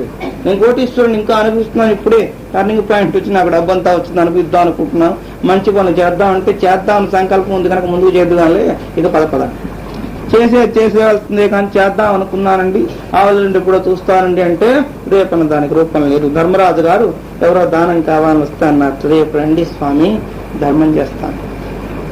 వెంటనే భీమసేనుడు లేచి భేరీ విరోధించారు. అదేందయ్యా యుద్ధ పేరులాగా అలా కొడుతుంది, నీకేం వచ్చిందన్నారు. అంటే అంతమంది జనం ఏమిటి వింతని లేదు. మా అన్నగారు రేపు దానం చేస్తా అని చెప్పి వాళ్ళు ప్రకటన చేశారు, రేపటి వరకు వారు ఉంటారని గ్యారంటీ ఇచ్చినందుకు ఆనందం పట్లకి భేరీ కొట్టాను. అంటే రేపటి వరకు ఉంటామేమో ఎవరికి తెలుసు. ఆ క్షణం క్షణం యాంతి కతత్ర ప్రదేవన, క్షణక్షణానికి క్షణించిపోయే ఆర్భాగ్యంలో రేపు ఉంటాను అని ధర్మమూర్తి కనుక వారు చెప్పగలిగారు. అంత ధైర్యం వారికి ఉంది, నాకు ఆ ధైర్యం లేదు. ఇంకో క్షణం వెళ్ళిపోతాను భయం నాకు. అంచేత అంత ధైర్యంగా చెప్పినందుకు ఆనందం పట్టలేక డైరీ రోగించని ఇంకా ధైర్యవంతులు ఉంటే చెప్పండి ఎవరంతకాలం. బాబు చెప్పలేము ఏ క్షణం ఉంటుందో. అలాగ భీముడి కానీ భేరీ కొట్టినట్టు మన జీవితాలన్నీ ఉంటాయి అనుకుంటూ ఉండగానే ఊడుతాయి. కనుక మన సంగతి మనకే తెలియని స్థితిలో ఉన్నాం కనుక ఈ ఉన్నంత వరకైనా తత్వ విచారణ చేసి తత్వచింతనం చేసి మనోలయం పొందితే అనుభవం వస్తుంది. కానీ లేకపోతే జగస్థ ఏవ జగతి జంతవ సాధు జీవిత ఏ పునర్నేహ జయంతే శేషా జఠర గర్భవా. మరలా పుట్టుక లేని సాధు జీవితమే జీవితం కాదు, ఆ జీవితం కాదు. నపునరావృత్తిర్భవాంబోనిధి. పుట్టిన దగ్గర నుంచి పరమార్థ చింతనలో ఉండి ఎవరి జీవితం సార్థకమవుతుందో వారి జీవితం తక్క అతిమా జీవితాలన్నీ వ్యర్థమైనాడు రామచంద్రుడు. భోగిగా ఉండని, ఇంకోలా ఉండని, ఏం అనుభవించని, ఇవేమి కాదు. కష్టాలు పడేవాడు చచ్చిపోతే పర్వాలేదు, కానీ భోగంగా ఉన్నవాడు ఉంటే ఏమండి, ఇది బంగారు సంకెళ్ళండి, అది ఇనప సంకెళ్ళండి. సంకెళ్ళు మాత్రం ఒకటే, బంగారం అని ఎగేసుకుంటూ దోసుకోవడం. ఇది మాత్రం బరువుగా ఉండదు. ఇంతంత గొలుసులు వేశారు, బంగారం మంచిదే. బంగారం గొలుసులు వేశారు కానీ గొలుసు బరువు ఎక్కడికి పోతుంది. ఇనప గొలుసులు కారాగారంలో పెట్టారు కనుక వాడికి అవమానం, వీడికి సన్మానం. సన్మానం చేసిన అదే బరువు, అవమానం చేసిన అదే బరువు. దుర్మార్గ చింతనతోటి, దుష్టాశక్తితోటి, పాపిష్టి కర్మలు చేసే కనుక దిక్కుమాల జీవితాలు గడుపుతున్నాం. పుణ్య విశేషంతో, పుణ్య కార్యాలతోటి, భగవత్ కరుణతోటి, పుణ్య సంస్కారంతో వచ్చాం కనుక ఈ భోగాలు అనుభవిస్తున్నాం. ఈ భోగం అనుభవించిన, ఆ దరిద్రం అనుభవించిన ఈ ఘటమే ఉండాలి కనుక ఘటంగా వచ్చిన తర్వాత భోగంతో పాటు రోగం కూడా ఉండాల్సిందే. బాబాయ్ అలా ఉంటుందని, అవును, ఎంత గొప్పవాడైనా ఏదో ఒక రకం రోగం. దశరథ మహారాజుకి ఏం లోపం లేదు, కానీ అంత్యకాలంలో పుత్రశోకంతో వెళ్ళిపోయింది. దుఃఖం లేకుండా పోయిన జీవి లేదు. చచ్చిపోవాలనుకుంటే అందరూ ఆనందంగా వెళ్ళిపోతాడు. మాకేం పర్వాలేదు, చచ్చిపోవడం అంటే మా కొత్త ఇంటికి వెళ్ళినట్టే అంటారా? చచ్చిపోతాను అదే చెప్పారండి. ఇంకా 6 నెలల కన్నా ఎక్కువ బతకడం డాక్టర్ అన్నారు. నాకు అక్కడి నుంచి ఒకటే దిగులు 3 నెలలుగా చదువుతాను. ఏమి నాకు బాగా దుఃఖం వస్తున్నదండి. ఎందుకు దుఃఖం అండి? ఎప్పుడైనా పోయి మీరు వేదాంతం విన్నారుగా, నైనం చెందంత చేస్తారా అని. ఆత్మకేం చావలేదు, మీరు చచ్చిపోతే మాత్రం ఏమి. కొత్త బట్టలు కట్టుకుందుకు ఆనందపడతారు, కానీ పాత బట్టలు విడిచిపెట్టి ఏడుస్తారు. అలాడదే ఏమో అప్పుడు విన్నప్పుడు బాగుంది కానండి, నేను చచ్చిపోతాను నాకు మాకు తెలిసాక మాత్రం చాలా దుఃఖంగా ఉందండి. అంటే పట్టినట్ట వేదాంతం పట్టినట్టేనండి. మీరు చెప్పడం పట్టకపోవడం పట్టింది, కానీ ఏమో దుఃఖంగా ఉంది. అంటే పట్టలేదు, పట్టిన మాట కాదు, వచ్చిన తప్పుడు మాటలు. పట్టినట్లు నటన, మాయావాగురంలో పడి మాత్రలో ఉన్నట్టుగా భావించుకుంటున్నాం. స్వప్నావస్థలో ఉండి జాగ్రత్తలో ఉన్నా అనుకోవడం. జాగ్రత్తలోనే ఉంటారు, స్వప్నంలో వెళ్ళిపోతూ ఉంటారు, మాట్లాడుతూ మళ్ళీ పైకి వస్తుంటారు. ఇంతవరకు ఏ స్థితిలో ఉన్నారు మీరు? జాగ్రత్తలో ఉన్నా అండి. మరి కథాభాగం ఎంతవరకు వచ్చింది? అదే అండి మేము చెప్పగలమా అంటే ఏమీ అర్థం అవ్వలేదనమాట. అర్థం కాని స్టేజ్ని ఏమంటారు? నిద్రావస్థ. పైకి చూడడానికి బాగుంది, అట్లాడిది మన జీవితాలని క్షణక్షణం ఆలోచన ఏం చేస్తున్నామో మనకే తెలియకుండా బతుకుతున్నాం. ఇట్లా ఉండే జీవితానికి శుద్ధత్వం లేదు. అశుద్ధమైన దేహ బుద్ధి కలిగి జీవించేవాడి కన్నా అశుద్ధమైన ఆత్మవిచారణతో పరిపూర్ణైన వాడు గొప్పవాడు. కనుక ఇప్పుడైనా విచారణ చేయండి. దేహాదులన్నీ శాశ్వతం కాదని తెలుసుకోండి. ఏ ఐశ్వర్య భోగభాగ్యాలన్నా ఏం వెంట రావని కూడా గుర్తించండి. ఇవన్నీ వెంట తీసుకుపోయే మట్టుకైతే మనకి ఇప్పుడు గురువిందగించబడి బంగారం ఉండదు, పిడికిడి మట్టి ఉండదు, తినడానికి ఇంకొక క్షేత్రం ఉండదు. మా తాతగారు 10 ఎకరాలు సంపాదించారు, వారే పట్టుకుపోయినారు. మా అమ్మమ్మ గారికి 100 బంగారం ఆవిడే పట్టుకుపోయింది. మా తాతయ్య గారు కట్టించింది ఇల్లు ఆవిడ పట్టుకుపోయింది. మరి ఇప్పుడేముంది? మనకేం లేదు. అందరూ అన్ని పట్టుకుపోతే అందరూ పట్టుకుపోవడానికి పాపం అవకాశం ఉంటుందేమో అని తెచ్చుకుంటారు. పట్టుకెళ్ళడానికి ఊరు లేకుండా చేయకుండా పోతారు. కొన్ని పట్టుకు వెళ్ళకపోతే పోయినారు. ఇవి ఇక్కడ ఉన్నాయని చెప్పైనా పోరు. నాకు అప్పచెప్పలేదండి, ఇంకా చాలా వస్తున్నట్టు ఎవరి చేతులు ఉన్నాయో నాకు తెలియకుండా చెప్పకుండా పోయినారు. ఆస్తులన్నీ అందరి చేతుల్లో ఉన్నాయి, వీడికి తెలియదు. అలాంటప్పుడు చెప్పొద్దు. పోతున్నవాడు ఏమయ్యా నువ్వు చిన్నవాడు అయిపోయినాడు, నీకు ఆస్తి సంగతి తెలియదు, ఆస్తి అక్కడుంది, ఆస్తి అక్కడుంది అని చెప్పిపోయినాడా? చెప్పడానికి కూడా టైం లేదు. గోవింద వెళ్ళిపోవాల్సింది. ఎవరు? వారు కాదు, మనం కాదు, మీరు కాదు, నేను కదా, ఎవరైనా సరే అంతే. చెబుతామండి, ఎల్లుండి చెబుదామని ఆలోచిస్తుంది. ఇంకా ఆలోచనట్టు మట్టిగడ్డలు ఎల్లుండి దాకా ఉంటామని గ్యారంటీ అక్కడ చెప్పాల్సింది చెప్పి ఏదైనా సరే ముందుగా జాగ్రత్త పడితే మంచిది. చెప్పకపోవడం చేతి దుఃఖం వస్తున్నదండి. వారు పోయినారు. పోయిన వాళ్ళకి వండి బంగారం, ఉన్నవాళ్ళు ఏడుస్తున్నాం. పోయిన వాళ్ళు ఎప్పుడు బంగారం అన్ని వదులుకున్నాక బంగారం కాక ఇంకా దుఃఖం ఎక్కడుంది? వాళ్ళ గురించి కూడా ఏడుస్తున్నామంటే మన ప్రార్థన ఇంకా ప్రబలంగా ఉందన్నమాట. వారికి ఏమండి, వారు పోయారు, మేమే ఇలా అయిపోయినా అంటే వాడు ఏమైనా పట్టుకుపోయాడా? పట్టుకుపోతే మీరు ఏడ్చినా బాగుంది, ఏం పోలేదు. మనం కూడా ఆ పట్టుకెళ్ళ మీద బాగా గుర్తించండి. తత్వవాసన లేకుండా దేహబుద్ధి చేత ముసలి ఎద్దులా జీవితాన్ని ఏడ్చుకుంటూ ఉంటాడు. చెప్పుకొస్తున్నారు. పునర్గేహే శాసించి జఠరగద్ద అసలు ఎద్దు ఈడ్చి బడుగు జీవితం, దాని గోపిక లేదు, బడికి పుంచేస్తాడు. అది చెప్పలేదు, ఏడవలేదు. మనకైతే నోరుంది కనుక ఏనికే మారవని అంత నీరసంగా ఉంటే నన్ను పీకు తింటాం, నడుస్తాం. మనకి భగవంతుని ఇంద్రియాలు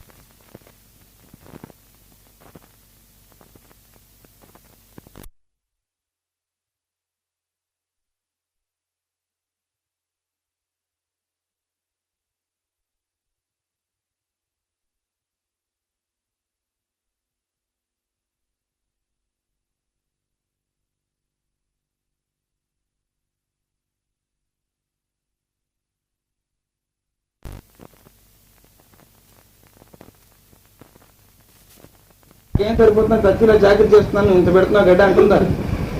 చెట్టరగా పెడతావా? అందులో ముసలిది అయిపోయింది. నేను అంత గడ్డి వేసాక శుభ్రంగా తిన్నాను, నేనేంటి ఇక్కడ తిన్నాను?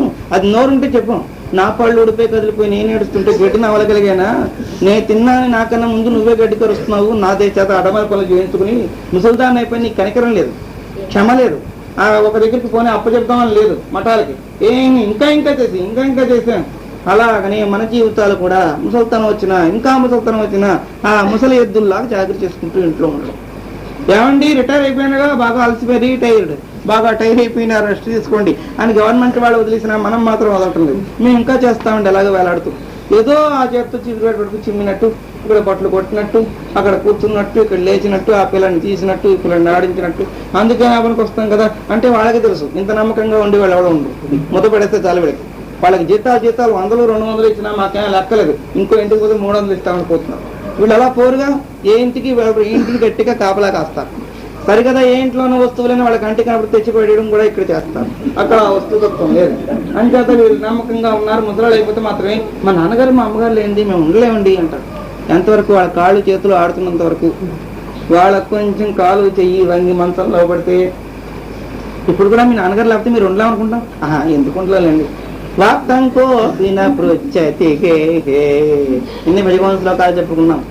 ఈ జర్జరీభూతమే దేహంలో వాయువు తిరుగుతున్నంత వరకు అందరూ గొప్పవారే, అందరూ ప్రజ్ఞావంతులే, అందరూ ప్రేమించేవారే. ఆ వాయువు కొంచెం తప్పుకుని ఇంకా ఇతర శరీరేంద్రియాలకు ఏమో దుఃఖం కలిగితే వాక్తం కోపి నపృచ్చతికే. ఏమండి నాన్నగారు కులాసాగా ఉన్నారా అని అడిగేవారు అంటున్నాయన. ఒరే ఆ 3వ వాడిని పిలవరా, ఒకసారి చూడాలనుంది, నా కళ్ళతో చూసి 15 రోజులు అయిపోయింది. చూసించాలు కాదు, వాడి పని కూడా చెడగొట్టాం. వాడు బిజీగా ఉన్నాడు, వస్తాడు సాయంత్రం మళ్ళీ చెప్పానా వాడికైనా పండుగ కొనమని చెప్పడం కోసం నేను చెప్తే నాకు చెప్పకూడదు, నేను చూస్తున్నాను ఇక్కడ అని. అయ్యో వాడి మొహం చూద్దాం అనుకుంటున్నాను, చూడడానికి కూడా వీళ్ళు లేవలేడు.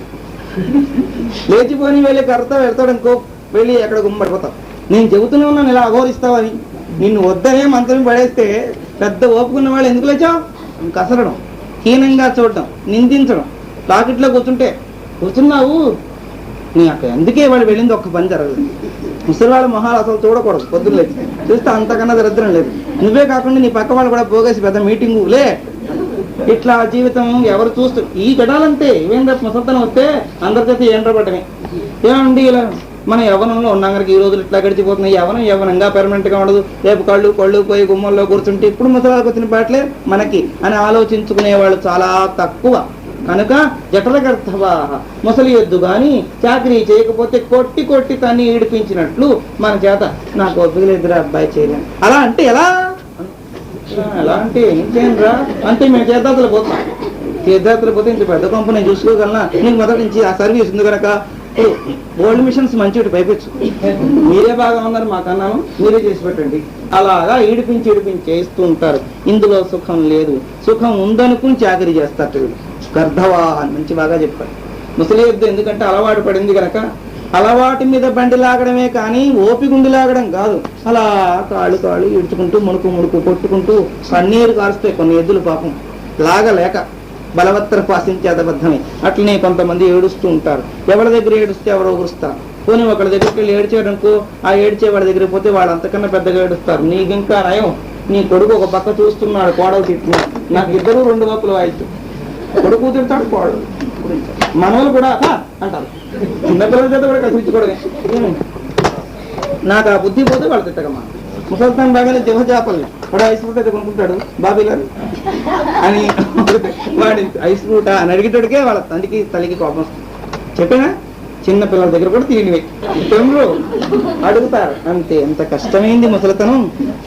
అవిశ్రాంత మన పాదే పూర్ణ పరాంపరాస్పదం నీడం రోగం విహంగాన ఆయురాయాసదృఢం ప్రత్యహం కేదముసృజ్య శరీర్మయామనాంతరం ఆత్మని జరత్సంభ్ర కాలేన వినిహన్యతే. ఆయువే అశాంతి అంటున్నారు రామచంద్రపురం. ఆయుర్భాగ్యం ఎందుకండి? ఇంకా నా ప్రాణాలు పోతేనే బాగుందని అనిపిస్తుంది. ఎందుకంటే అంత కష్టపడుతున్నారు రామానికి? ఎందుకంత కష్టం? 15 ఏళ్లవాడివి ఆయుర్భాగ్యం కోల్పోవాలందా? ఈ శరీరం వదిలేయాలందా? ఎందుకు అట్లా అంటున్నావు అని చెప్తున్నారు. నిడి రోగం విహంగన ఆయురా ఆసనం దృఢం. రోగాలనే పక్షులకి ఈ శరీరం అనే గూడు. ఈ శరీరం అనే గూడులో రోగాలనే పక్షులు నివాసం పెట్టుకున్నాయి. ఆ రోగ పంజరంలో ఎప్పుడు తిరుగుతూ ఉంటాయి, అశాంతిగా ఉంటాయి. ఎలుకలకు భయపడకుండా ప్రతిదినం ఎలుకలు మనకు భయపడకుండా ప్రతిదినం కలుగులు తవ్వుతున్నట్టు, అన్ని రంధ్రాలు పెట్టినట్లు ఈ కాలం ఆయుర్భాగ్యం మనకు తెలియకుండానే గోతులు పెట్టుకుంటూ పోతున్నాయి. ఆ గోతులు పెడుతున్న సంగతి కూడా తెలియకుండా ఇంకా టెంపర్మెంట్ గా బతుకుతాం అనుకుంటున్నాం. ఇలాంటి అశాశ్వతమైన జీవితంలో ఉండాలని నాకు కోరిక లేదు. అఖననీయ జగచ్చంద్ర కాలేన వినిహన్యతే. రోజుకి పందికొక్కుల కన్నాలతో మట్టితో పూరింపబడుతున్నటువంటి ఈ గృహాలు ఉన్నాయో అట్లని ఇవాళ రోగం, మరొక రోగం. ఇవాళ బాగున్నారా అండి? ఇక బాగున్నారని అడక్కండి. అయిపోయింది ఆ రోజు. ఇక ముందు మీ కోర్సు ఎన్ని అయిపోయింది? అయిందా కోర్సు? నెక్స్ట్ కోర్సు ఏమిటని అడగండి. బాబు ఆ ఇంజక్షన్లు 5 అయ్యాయా? అక్కడ గుండె నొప్పి తగ్గినట్టు అయిందండి. మళ్ళీ ఇప్పుడు కడుపులో పోటు, దీనికి 10 అన్నారు. అది చేయించుకుంటున్నారు. రేపు ఏమొస్తుందో తెలియదు, ఏ కోర్సు పుచ్చుకోవాలి. ఈనాటికి మీ కోర్సు ఇవాళ పూర్తి అయింది. అది క్షేమ సమాచారం. మునుపులాగా ఉండి కులాసాగా ఉన్నాను అడగడానికి వీల్లేదు. ఏం కులాసా? ఒకటే కులాసా. చిన్నవాళ్ళకి, పెద్దవాళ్ళకి, మధ్య వాళ్ళకి అందరికీ రోగాలే, రోగ పంజరాలు. పైకి మాత్రం కలకల కనబడుతున్నాం. చెప్పుకున్నామే. అంతకుముందు హాస్పిటల్కి పోయినా పెద్ద పట్టు చీరతోటి, పువ్వులతోటి, మంచి మేకప్ ఇవ్వడం, ఏ పేరెంట్కి వెళ్తున్నారు అనుకోవడం. శ్రీరామోజీ మనకి ఒంట్లో బాగా మనం హాస్పిటల్కి వెళ్తే ఆ బలమే ఉంటారు వీళ్ళు. ఇక్కడికే వచ్చారు. అవునండి. మరి ఎంత ముస్తాబు ఎందుకంటే ఏడుస్తూ వెళ్తే డాక్టర్ మన మొహం చూస్తాడా? అసహ్యంగా ఉండదండి. అందుకోసం వచ్చాను. మీరు అదే పని. మరి అందరూ ఇక్కడ గ్రూప్ చేరామంటే ఎక్కడ చేరేవాళ్ళు ఆ గ్రూప్ వాళ్ళకి చేరుతారు. హాస్పిటల్లోకి వెళ్ళాక అడగక్కర్లేదు. మీరు ఎందుకు వచ్చారనగా నాకు వాదం ఉందిలేండి, డాక్టర్ గారు చెప్పుకుందామని. అందరూ ముచ్చటగా ఉంటారు. లోపలికి వెళ్ళాక ఏమిటమ్మా విపరీతం నీరసం అండి అని రుమాల్లోంచో ఇంజక్షన్. ఇదేమిటి? మరి బాగానే ఉన్నారు పైకి, బాగోపోతే ఏం చేస్తామండి? 10 మందిలో ఉన్నాక సంఘంలో వాళ్ళ కోసం వేషమే కానీ అసలు సుఖమే లేదండి. రామచంద్ర ప్రభు చెబుతున్నారు. ఈ జీవితాలు ఎంత బుద్భుతప్రాయంగా ఉన్న ఈ కాలం కూడా క్షణక్షణం వెళ్ళిపోతుంది. ఆయుర్భాగ్యం క్షణక్షణం వెళ్ళిపోతూ ఉంటే అనుభవానందం ఎక్కడ దొరుకుతుంది? ఇలా పోయే కాలాన్ని గురించి ఆలోచించుకుని అయ్యో ఇంత వేగంగా వెళ్ళిపోతున్నది ప్రవాహంలా, నేను ఏమి సాధించాను ఒక్కడనుకోడే. శరీర బల విశ్రాంత్య విషయాదాపత్ప్రదాయివీ రోగైరాపీతే దౌత్రే వనానిలాహ. అరణ్యంలో సర్పాలు, అరణ్యవాయువున్న సర్పాలు కానీ చక్కగా గ్రోలుతున్నట్టు మామూలు వాయువు తీసుకోట పూర్తి జాతి సర్పాలు ఉన్నాయంటే అడవిలో ఉండే గాలి పిలుస్తాయి. మనుషుల తాలూకు గాలి వాటికి తగిలితే చస్తాయి. మనకున్నంత విషం పాములకు కూడా లేదన్నా. కరుణికి నిలువెల్ల విషం కదరా. తేలికి తోకలో ఉంది, పాముకు బుర్రలో ఉంది, కానీ మనిషికి నిలువెల్ల అన్నాడు. వీడు ఎక్కడైనా కట్టుకుని కాటేసి చచ్చిపోవాల్సింది. ఆ పాము కూడా మనిషిని కాటేసాక మళ్ళీ తోక కొరుకుంటుంది, అక్కడ దాకా వెళ్ళిపోతుంది. వీడు కాటేయగానే వీడి విషయం తోక దాకా ఎక్కిపోతుంది. తోక చటక్కును ఖర్చుకుని మళ్ళీ ఆ విషయాన్ని విసర్జిస్తుంది. లేకపోయిందా అది కానీ తోక ఖర్చుకోకుండా మనం తోక గట్టిగా పట్టించుకుంటే చచ్చిపోతూ అది అక్కడ చచ్చిపోతుంది. ఆ విషయానికి తట్టుకోలేదు, దానికి మించిపోయిన విషయం. అంచేత దుర్మార్గుడు చిత్తంలో ఉండేంత ప్రబల విషయం జగత్తులో ఉండదు కనుక ఈ పాములు కూడా వాడు దృష్టి పెడితేనే చాలు. వాడు ఊసి వెళ్ళక్కడే, వాడు జోడు వెళ్ళక్కలేదు, కనబడి అదిగో పాము అంటాడు. అనగానే దాన్ని కూడా దరదలు కొట్టుకుంటుంది. అమ్మో కొంప వీడి కళ్ళలో పడ్డా అని అలా అనుకుంటుండగానే 4 పడి చూసుకొని బాధేస్తాడు. ఏం తప్పు చేసింది, ఏం నేరం చేసింది? విగ్రహాలకు పూజ నాగప్రతిష్ఠ చేసామండి అని చెప్పిన రాత్రి విగ్రహం చేయించి తెగ పూజలు చేసి 4 కలిసి పాటలు పాడడం, హారతి ఇచ్చేయడం, ధూపం ఇచ్చేయడం, అన్ని ఇచ్చేయడం. అది కానీ ఆ పక్క నుంచి ఇలా అమ్మో కొట్టండి. ఇప్పుడే కదా నాగప్రతిష్ఠ చేశారు. నిజమైన పామస్తో చచ్చిపోవండి, ఏదో చేశారు. అప్రాప్య మనసా సహా ఇది ప్రార్థన. నిజమైన పామస్తో చంపేస్తాం, పాములు విగ్రహాలు పెట్టి పూజ చేస్తాం. మనకు అది హాయిగా ఉంది, మొదటి నుంచి అలవాటైన జీవితం. తల్లి తండ్రి ఉంటే పోషించడానికి ఏడుస్తాం, చచ్చిపోయాక పెద్ద చిత్రపటం పెట్టి నిండా పూలమాలే. ఏమండి వాళ్ళు మహానుభావులండి, హారతే కదా, అన్నం పెట్టక్కర్లేదు. అది కూడా ఇది యథార్థం, మనకి జరిగేవే.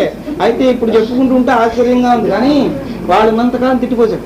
వాకిట్లో ఉంటావా, పెరట్లో ఉంటే వాకిట్లో ఉండి లాగానే చచ్చిపోయినారు. వాళ్ళ ప్రార్థన చెల్లిపోయి ఏదో వచ్చాము, ఈ గడ ప్రార్థన పోయిన తర్వాత ఫోటో ఎప్పుడు అక్కడికి వెళ్ళి నమస్కారం పెట్టేస్తాం. కళ్ళు మూసుకుని గునుగుని పెట్టేస్తాడు. అది పాపం వారికి అంత పితృభక్తి అండి.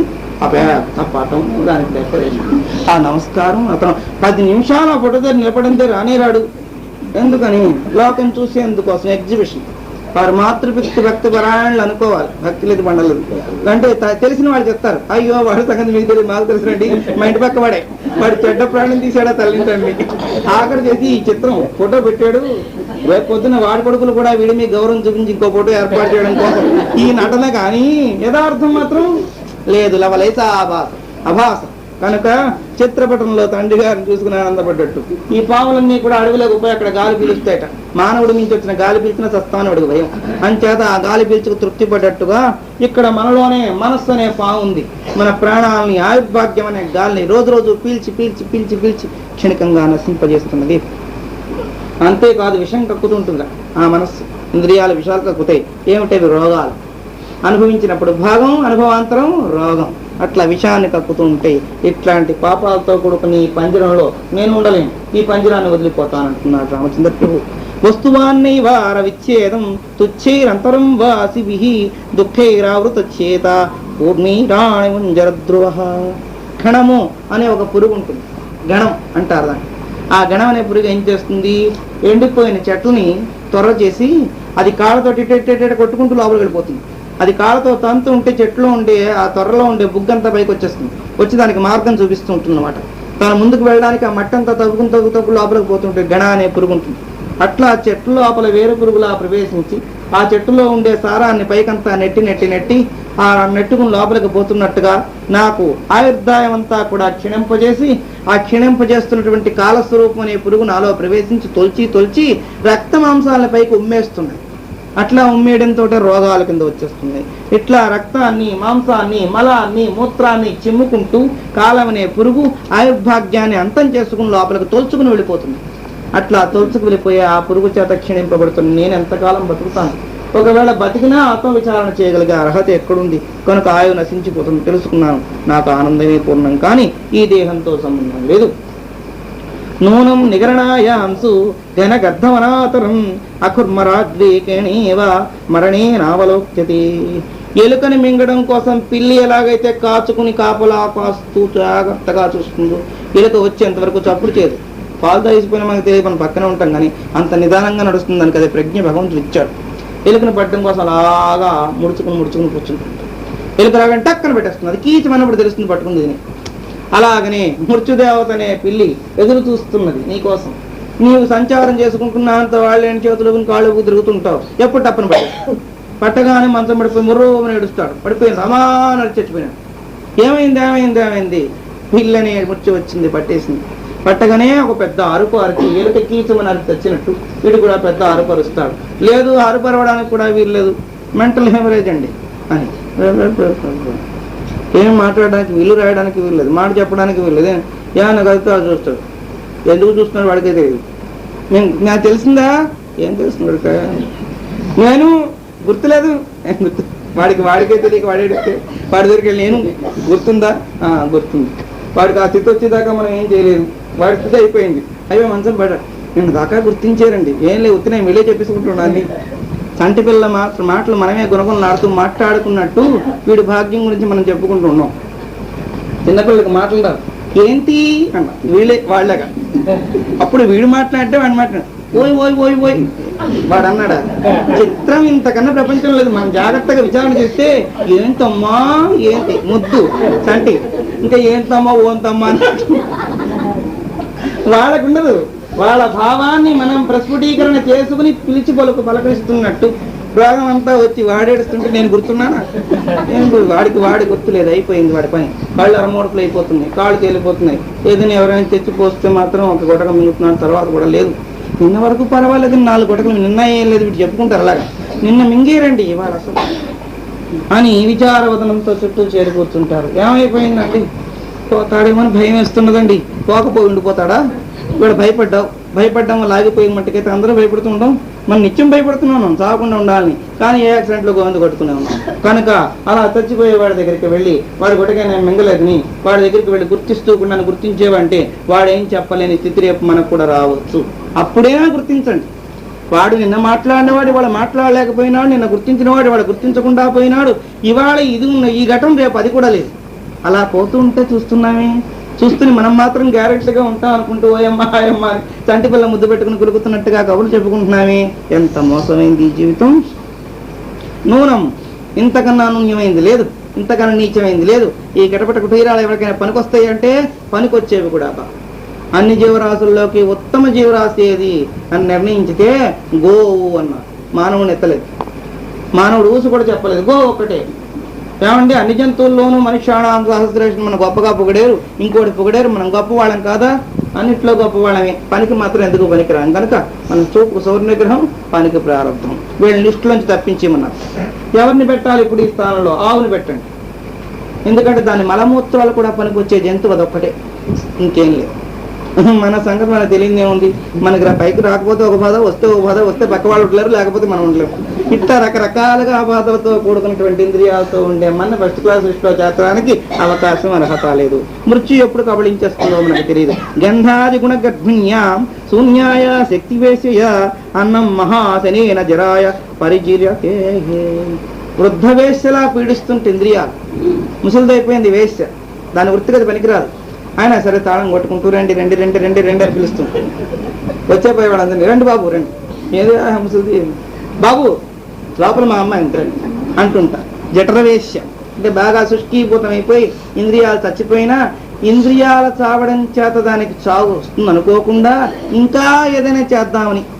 ఏం చేస్తావు, ముసలిదానం అయిపోయాయి కదా, అయ్యో అదేంటండి ఉయ్యాలు ఊపుతానండి కూర్చోండి అందాక అని ఉయ్యాలు ఊపడం, లేదా డ్రింక్ తెచ్చేమన్నా, ఏదో దాని శక్తి వంచన లేకుండా వీళ్ళ దగ్గర ద్రవ్యం లాగడం కోసం అని చెప్పి ముసలి వేస్తే ఎలాగైతే వచ్చేపోయేవాళ్ళు పిలుస్తుంటుందో అలాగే నిరంతరం మనస్సు కోరికలనేటువంటి కొలువులో తిరుగుతూ అది ముసల్తనం దానికి లేదు, నిశ్చయ పని అయినప్పటికీ ప్రార్థన చేత వేదాంత విచారణ చేత దాన్ని ముసల్దాన్ని చేస్తే ముసలిదైపోయినా వదులుతాం. రండి బాబు రండి అని పిలుస్తున్నట్టుగా మళ్ళీ ఆ కోరికల్లోకి పిలుస్తూ ఉంటుంది, ఆవాహన చేస్తూ ఉంటుంది. అట్లాంటిది నీచమైంది. అంతేకాదు మన దగ్గరున్న ఐశ్వర్యాన్ని ఆకర్షిస్తుంది. వృద్ధవేశ్య అయినప్పటికీ కూడా ఐశ్వర్యాన్ని ఆకర్షిస్తుంది. కనుక ఆయువును ఆకర్షించుకుపోతున్నది కాలస్వరూపం. కాలమే ఇక్కడ వృద్ధవేశ్య. చింతామణి నాటకం అందరూ చూసిన వాళ్ళే కనుక శ్రీహరి అని పేరు దాని పేరులో ఉంది. శ్రీ అంటే లక్ష్మి, హరి అంటే హరించున్నది. అంటే ఎవరు వెళ్ళారో వాళ్ళ దగ్గర అంతా తిరుక్షాలను తిరుపతి వచ్చినట్టే అయిపోయి మళ్ళీ అవతలకు వచ్చేయడం చూసుకోవడం.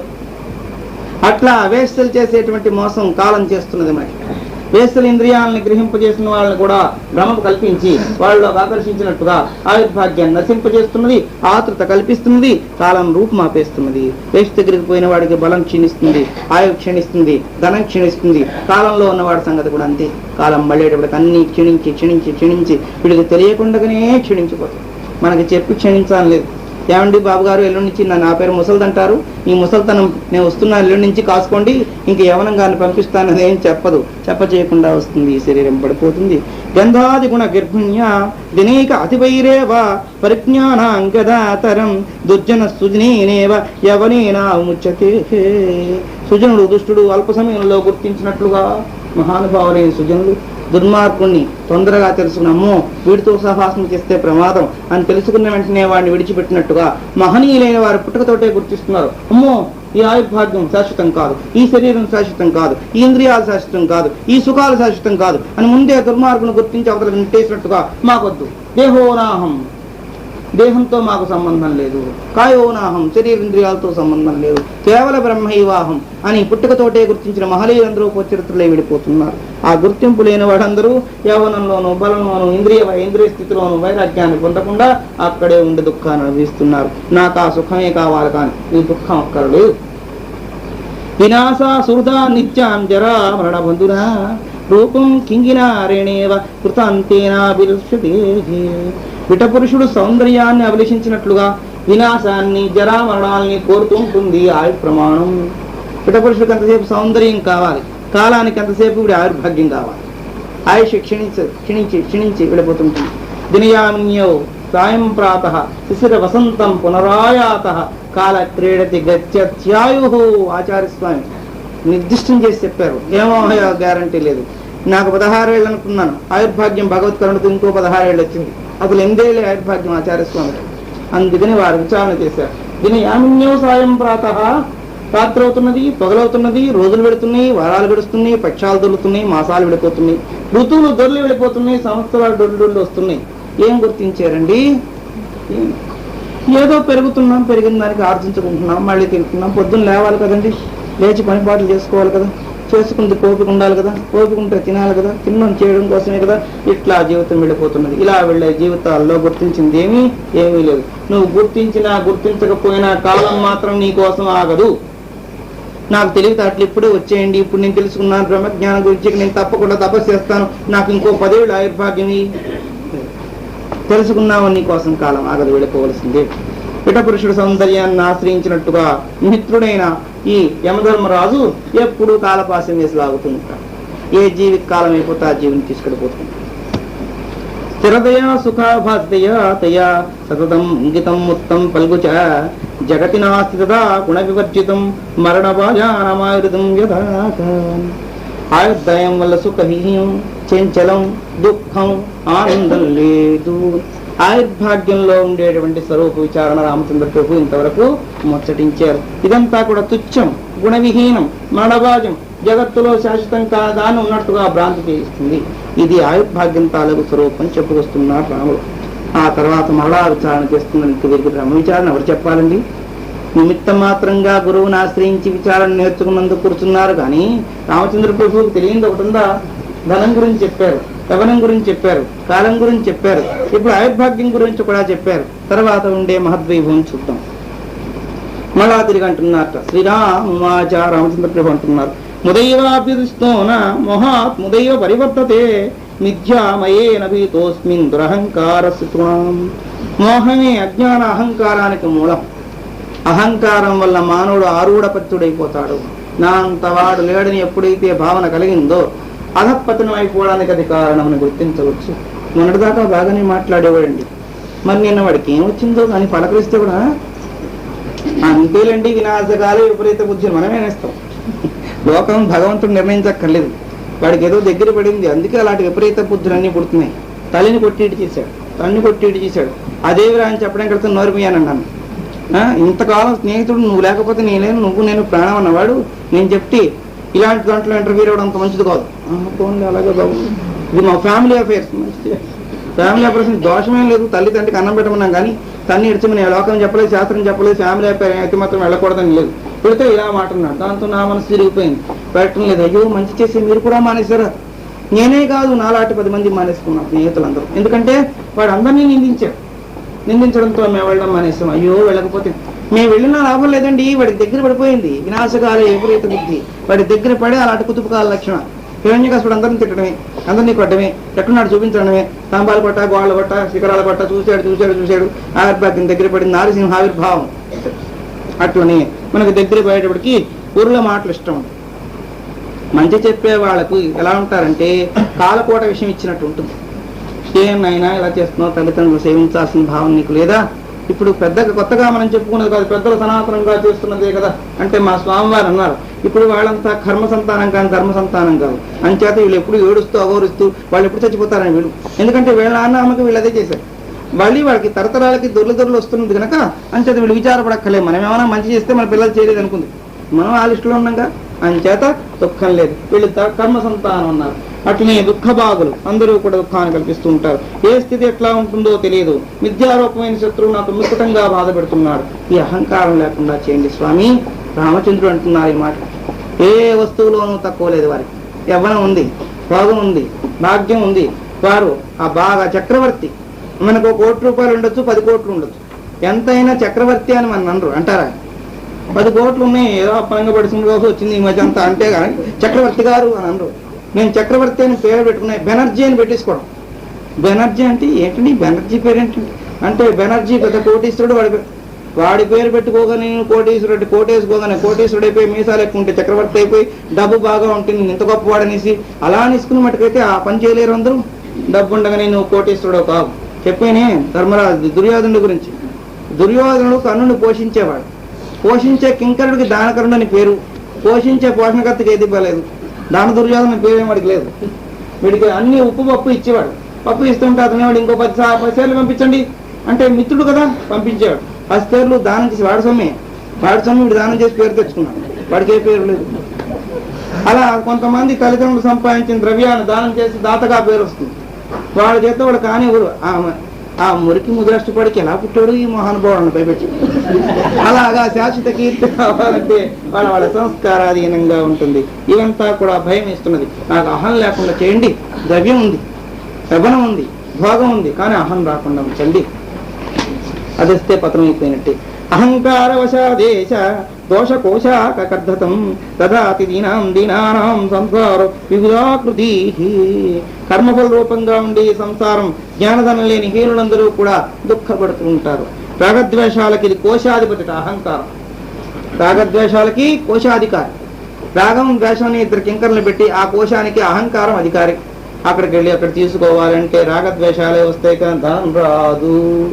క్రోధాకారం కుశోజ్వల మనోరూపేక్షకోదండ పంచతన్మా ప్రసాయక.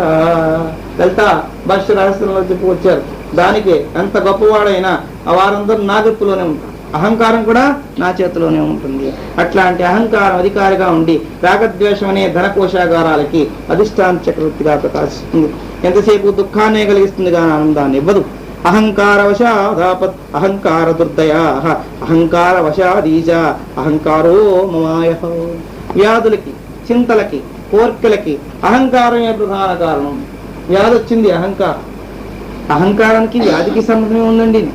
తింటున్నప్పుడు పక్క వాళ్ళు చెప్పారు, మరి ఎక్కువ తినక అది పదార్థం అంత మంచిది కాదు, నువ్వు మొహం వాసిన వాళ్ళు తినేస్తున్నావేంటి, అదేదో చేసి పెట్టిందంటే నాకు తెలుసు, నేను జీర్ణం చేసుకో నీ ఆహం మండిపోను. నేను చెప్తూ ఉంటే అది ప్యూర్ ఘీ వాటితో చేసి పెట్టారా అంటే నేను జీర్ణం చేసుకోలేనా అంటే తిని మన పొద్దున మంచం పడుకుని 4 సాయం పట్టి తీసుకొచ్చారు. ఏమంటే నేను చెప్పేగా జీర్ణం చేసుకుని చేసుకోపోయావు, లోపలికి వెళ్ళాక తీసుకుందుకు ఏం వీలు లేదు, ముందు జాగ్రత్త పడితే పర్వాలేదు కానీ ముందు తగ్గించుకుంటే లోపల కూరుకున్నదా వేరుతో లోపల వస్తుందా. వెళ్ళేటప్పుడు చూసుకుంటే పర్వాలేదు కానీ వెళ్ళిన తర్వాత మనం చేసే పని ఏం లేదు. అక్కడ అహం అదేంటి చేసే బిర్యానీ చేసారో చేసి తిన్నా బాగా ఫాస్ట్గా ఉంది. అయితే మరి తినేస్తున్నావురా, మా ఇంట్లో చేసుకుంటే ఇంత బాగా మటసం కుదరలేదు కనుక ఇక్కడ తినేసిపోతుంది, తినేది వద్దునైనా అని చెప్పారు ఫ్రెండ్స్ అందరూ. వచ్చారు మన నుంచి ఏమిటో అలా అయిపోయినటువంటి వాళ్ళు బట్టి ఒకటే రోగం. ఇప్పుడు అహంకారం రోగం వచ్చిందా లేదా చెబితే వినకపోయాం కదా. మరి అస్తమాటికి సినిమాలు పోతున్నాం, కళ్ళు పోతాయి సుమా. ఇదిగా శనిలాగా ಎಲ್ಲರೂ మాట్లాడుకో, నా కళ్ళు ఏం పో నీ కళ్ళే పోతాయి, నా కళ్ళు చాలా మంచివి వరుసగా వెళ్ళిపోయాడు. ఏమిటో తలపోటుగా ఉందో తిరగాందో సార్ వస్తావా అని ఫ్రెండే మళ్ళీ తీసుకెళ్ళాడు టెస్టింగ్. ఏమండి మీరు ఇంకేం సినిమా షికారు చూడడానికి వీళ్ళది, ఇప్పటికే భూతద్దాలు పడ్డాయి మీకు, జాగ్రత్త. ఇప్పుడు చూసారంటే ఈ అద్దాలు కూడా పనికిరా ఇలా అనుకుంటున్నారు, జరిగి కరబెట్టుకెళ్ళమే అని చెప్పాడు. నేను ముందు చెప్పానా అంటే అహంకారం, నువ్వు చెప్పడమా నేను వింటావా, అలా రోగానికి కారణం అహంకారమే, చింతకు కారణం. ఏంటి అహంకారం? నా అంత గొప్ప వాళ్ళే తప్పుడు పనులు చేశాం, ఆ గొప్పతనం అంతా పోయింది. ఇంట్లో కూర్చొని ఏడుస్తుంటాడు ఆ గురించి. ఏంటండి అలా ఎప్పుడు చింతగా ఉంటారు? చింతగా ఇంకేం మిగిలిన ఏడుపు. అయ్యో మీరు ఎప్పుడు కన్నీరు పెట్టుకోవడం నేను చూడలేదే, ఇప్పుడు చూస్తున్నారు కదా, అయిపోయింది కదా. అంతకుముందు కన్నీరు పెట్టుకోవడం నాకు తెలియదు, కానీ తప్పుడు పనులు చేసి తప్పించుకోలేక కన్నీరు పెట్టుకోవడం చింతలకు కారణం. నేను అప్పుడు చెప్పాను సుమా, అలాంటి వాళ్ళతో కలవకురా, ఆ మాపుతో కలిసే ఉంటే నువ్వు అయిపోతా, జైలు కడతామని నేను చెప్పాను. అయినా సరే ఆ పని చాలా బాగుంది, అందులో ప్రవేశించావు. ఎప్పుడైనా బాగున్నట్టు కనబడే దాంట్లో విషలతల్లా పేరుకున్న దుఃఖం వస్తుంది. ఆనందంగా ఉన్నామంటే ఆనందం కాదు, దుఃఖం ప్రతిక్షణే. అట్లా కనుక జైలు కడతామని చెబితే వినలేదు, ఇప్పుడు జైలు పాలైపోయాడు. విడిపించడానికి వెళ్ళిన వాడు అందరం చూసి ఏడుస్తుంటాడు. అంటాం ఏమిరా ఏం చేయము, చెప్తే వినలేదు, అప్పుడు అనుకుంటే లాభం లేదు, అయిపోయింది. ఇప్పుడు పోనీ విడిపించాడా, రేపు బుద్ధి ఉండాలి. మళ్ళీ విడిపించారు మీరందరూ రాబట్టి నేను బతికిపోయినాను, లేకపోతే ఎంత అవమానం, చీకటిగా పొద్దున్న వచ్చి విడిపించారు, లేకపోతే 10 మంది వచ్చి చూస్తావు అంటాడు. మళ్ళీ ఎల్లుండి అదే పని చేసి మళ్ళీ పెడతాడు. వాళ్ళే వచ్చి నీ సిగ్గులేదు, నీ విడిపించడానికి వస్తే మాకు సిగ్గు వస్తుంది, ఎన్నిసార్లు మీరే వస్తారేంటండి అని వాళ్ళు అడుగుతున్నారు అని వీళ్ళేమో అనుకుంటారు. అప్పుడు ఏమైంది, అహంకారం వల్ల చింతలు, దుఃఖం. హాయిగా ఇంట్లో మంచం మార్చుకుని పడుకుని సుఖంగా ఉండాల్సింది ఆడొక్కలు ఈడొక్కలు పడిపించుకుంటూ అక్కడ ఆ మలమూత్ర విసర్జన చేసి ఆ గదిలోనే పడుకుని చచ్చి నానా జాతర అయింది. ఇప్పుడు దుఃఖం ఉందా లేదా? కోర్కెల కొలు అహంకారం. దానికి ఎన్ని ఆలోచనలు, అన్ని విపరీత ఆలోచనలు, ఒకటి కలిసి వచ్చే ఆలోచన ఉండదు, అన్ని కోరికలు అన్నాస్కర్ బూస్ అని చెప్పానే. ఆలోచించి పెద్దనం భోజనానికి పోయి అక్కడ భోజనంలో పెట్టిన పదార్థాలు తిన్నాడు. తిని అక్కడి నుంచి వస్తున్నప్పుడు ఆ నూనె పప్పు పచ్చడి చేస్తే అందులో ఒక నువ్వు గింజ పొట్టు పోయింది, పచ్చడిలో ఉప్పు కారంలో కలిసిపోయింది. కలిసిపోయిన తర్వాత నామరూపం పోకుండా ఒక నువ్వు గింజ మిగిలింది, పళ్ళకి తగిలి. వచ్చాడు, ఇలా అనుకోవడం వస్తే అది తీసి పట్టుకున్నట్టు. ఇంకా యోచన చేశాడు, ఈ నువ్వు గింజ వేస్తే అది మొక్క రాదు. వాడికి ఆలోచన లేని చేసే చేష్టలకి ఇలాగ ఉంటుంది. ఇది వేస్తాను పెరట్లో, ఒక మొక్కలు వేస్తుంది, పొట్టు పోయాక ఒక మొక్కలు వేస్తుందా, వాడికి ఆ బుద్ధి అయినా ఉందా? వేస్తాను, మొక్క వస్తుంది, సరే వచ్చింది. అది 10 కాయలు కాస్తుంది. వీడి లెక్క 10 కాయలు కూడా మంచి గింజలతో ఉంటుంది. ఆ 10 కాయల గింజలు జరుగుతాం, జలితే ఒక 1/2 ఎకరం. 1/2 ఎకరంలో నువ్వు మాటల నా 10 ఎకరాల్లో జల్లేస్తాను. 10 ఎకరాల సెంటు భూమి లేదు వాడికి. సెంటు భూమి లేని వాడికి ఇన్ని ఆలోచనలు ఎలా? పోనీ 1 ఎకరం ఉంటే అనుకోవచ్చు, 10 ఎకరాలు ఎక్కడివి అంటే ఎకరం మీద వచ్చిన పంటతో 10 ఎకరాలు కొనేస్తారు. కొనేసిన దాంట్లో మళ్ళీ నువ్వులే వ్యాపారం తిని మళ్ళీ చల్లేస్తారు, మళ్ళీ వచ్చేస్తాయి. ఇలాగా లారీలతోటి ఈ నువ్వులు వెళ్ళిపోతాయి, పట్టుకున్నాడు చేతితో అని ఆయాసపడుతూ ఇంక పడుకుని ఆలోచిద్దాం అనుకుని పడుకుని ఇంకా ప్రశాంతంగా ఆలోచిస్తారన్నమాట. లారీ ఆలోచిస్తాయి. పెద్ద కోటీసులు నేను పోతాను నువ్వులతో. అయిపోగానే పెళ్లి చేసుకోవద్దాం, మరి బాగా డబ్బు వచ్చాక పెళ్ళ ఉంటుంది, చేసుకున్నాక అధికారం ఎవరైనా చూపించాలి. అమ్మ నాన్న వెళ్ళలేరు, నువ్వు కింద కదా, వాడితో పెళ్ళం రాగానే ఆవిడ మీద అధికారం చూపించాలి. కనుక ఏమండి మీరు ఎప్పుడు కూడా ఆలోచిస్తూనే ఉంటారు, భోజనానికి రండి, నేను అనుకోమంట అంటే ఆమె దగ్గరికి వచ్చి అలాగా లాలిస్తుంటుంది. వెళ్ళమని చెప్పా అంటాం అని ఇంకా ఆమె దగ్గరికి వచ్చి ఏమండి అంటే నన్ను తాకొద్దు అని జరుగుతాను. అలా తిరిగాడు, దొర్లేడు. ఆ మేడకు చుట్టుకోవడం లేవు, ఆవిడ వస్తుంది, నేను వద్దంట, నన్ను తాకొద్దు, నేను మాట్లాడద్దు, నేను విశ్రాంతిగా ఉండాలి అంటే జరిగి సోడాకాయ పేలంటే పేరు టక్క గోడలు లేని మేడ పడుకుని ఈ నూలు కింద మొక్క వస్తుందా రాదు, ప్రాంతాన్ని పట్టుకుని అఘోరించినట్టు మన ఆలోచనలు దుఃఖాన్ని తీసుకొస్తున్నాయి. కోరుకున్న అర్థమైన కోరుకోవాలి. ఉపన్యాసం చెప్పుకుంటూ అన్ని చోట్ల తిరుగుతున్నాం గనక ట్రైన్ ఎక్కుతామంటే పర్వాలేదు, ఏరోప్లేన్ ఎక్కెళ్తానంటే ఏం ఎక్కుతా అది ఎక్కవచ్చు, కానీ ఆలోచన పెట్టుకుని ఉన్నది కూడా పోగొట్టుకోవడం దృష్టితో లేదు. ఎంతవరకు మనకు అర్హత ఉందో, 1 లక్ష రూపాయలు మనకు ఉంది కనుక 1 లక్షకి సరిపోయింది ఏదైనా ప్రాజెక్టు పెట్టుకుందాం అనుకుంటే పర్వాలేదు. 1 లక్ష కాకపోయి ఇంకో 10,000 20,000 వాళ్ళని ఇస్తారు, వారి దగ్గర అంత ఉంది కనుక సహాయం. ఏమండి కోటికి ప్రాజెక్టు పెట్టారు మీరు, 1 లక్ష కోటి ప్రాజెక్టుకి ఎంతమందిని ముష్టెత్తాలి? ఏమండి మీరు ఏమైనా తర్వాత ఇచ్చేస్తా వడ్డీతో సహా. వడ్డీ కాదు, అసలు వడ్డీ గురించి ఆలోచనేందుకు, నీ దగ్గర ఉన్న అమౌంట్ ఎంత అని అడుగుతాను. ఇంత అయితే బాబు నీ ప్రాజెక్ట్ కోదండి, నీకో దండి, అందులో భాగస్వామ్యంగా మీకు ఇస్తా కావస్తే పైసా షేరు, నీకే లేదు ఇప్పుడు షేరు. అట్లాగా జీవితంలో అక్కర్లేని ఆలోచనలతోటి వృధాగా కాలక్షేపం చేయడం అనే కోరికలు కలుగుతాయి. దీనివల్ల అహంకారం, నేను చేయలేను అయితే చూస్తుండండి, మీరు ఇవ్వనంత మాత్రంతో నా ప్రాజెక్ట్ ఏం ఆగిపోతుంది, ఎలా చేస్తాను? అందరి దగ్గర ఈ అహంకారం మాటే పబా అంటారు అందరూ. ఆఖరికి ఏముండదు, బుర్ర తల వంచుకుని రావడం, ఇది అహంకారం వల్ల వస్తున్నది. అహంకారమే నాకు కలిగిన రోగం. రామచంద్ర ప్రభు అంటున్నాను, నాకు ఇప్పుడున్న రోగం అహంకారం. ఈ రోగానికి సరైన మందు వేయండి మహాత్ములారా. తమహంకారమాశ్రిత్య పరంపర చితైవైరిణి నభిన్యే నపిమాంశ్యాంభ కిమో భగాన్ భుజే ముని. ఇట్టి పరమశత్రువైన అహంకారాన్ని ఆశ్రయించి అన్నపహనాదులు కూడా వదులుకున్నాను, భోగాలు కూడా వదులుకున్నాను. అహంభావంతో నేను ఏం చేయలే అనుకుంటున్నాను. ఇంతవరకు మీరు వచ్చేంత వరకు ఏం చేయలేని అహంకార పడ్డాను, కానీ ఏం చేయాలో కూడా తెలియకుండా నాకుంది. ఈ అహం నుంచి నన్ను తప్పించండి. సంసార రజనీ దిక్క మాయా మనసి మోహిని తదహంకార దోషేణ కిరాతేనేవ వాగురా. కిరాతుడు కాని వలపన్నట్లుగా ఈ జీవితం అంతా కూడా విషవాగురుల్లోకి వచ్చేస్తున్నది.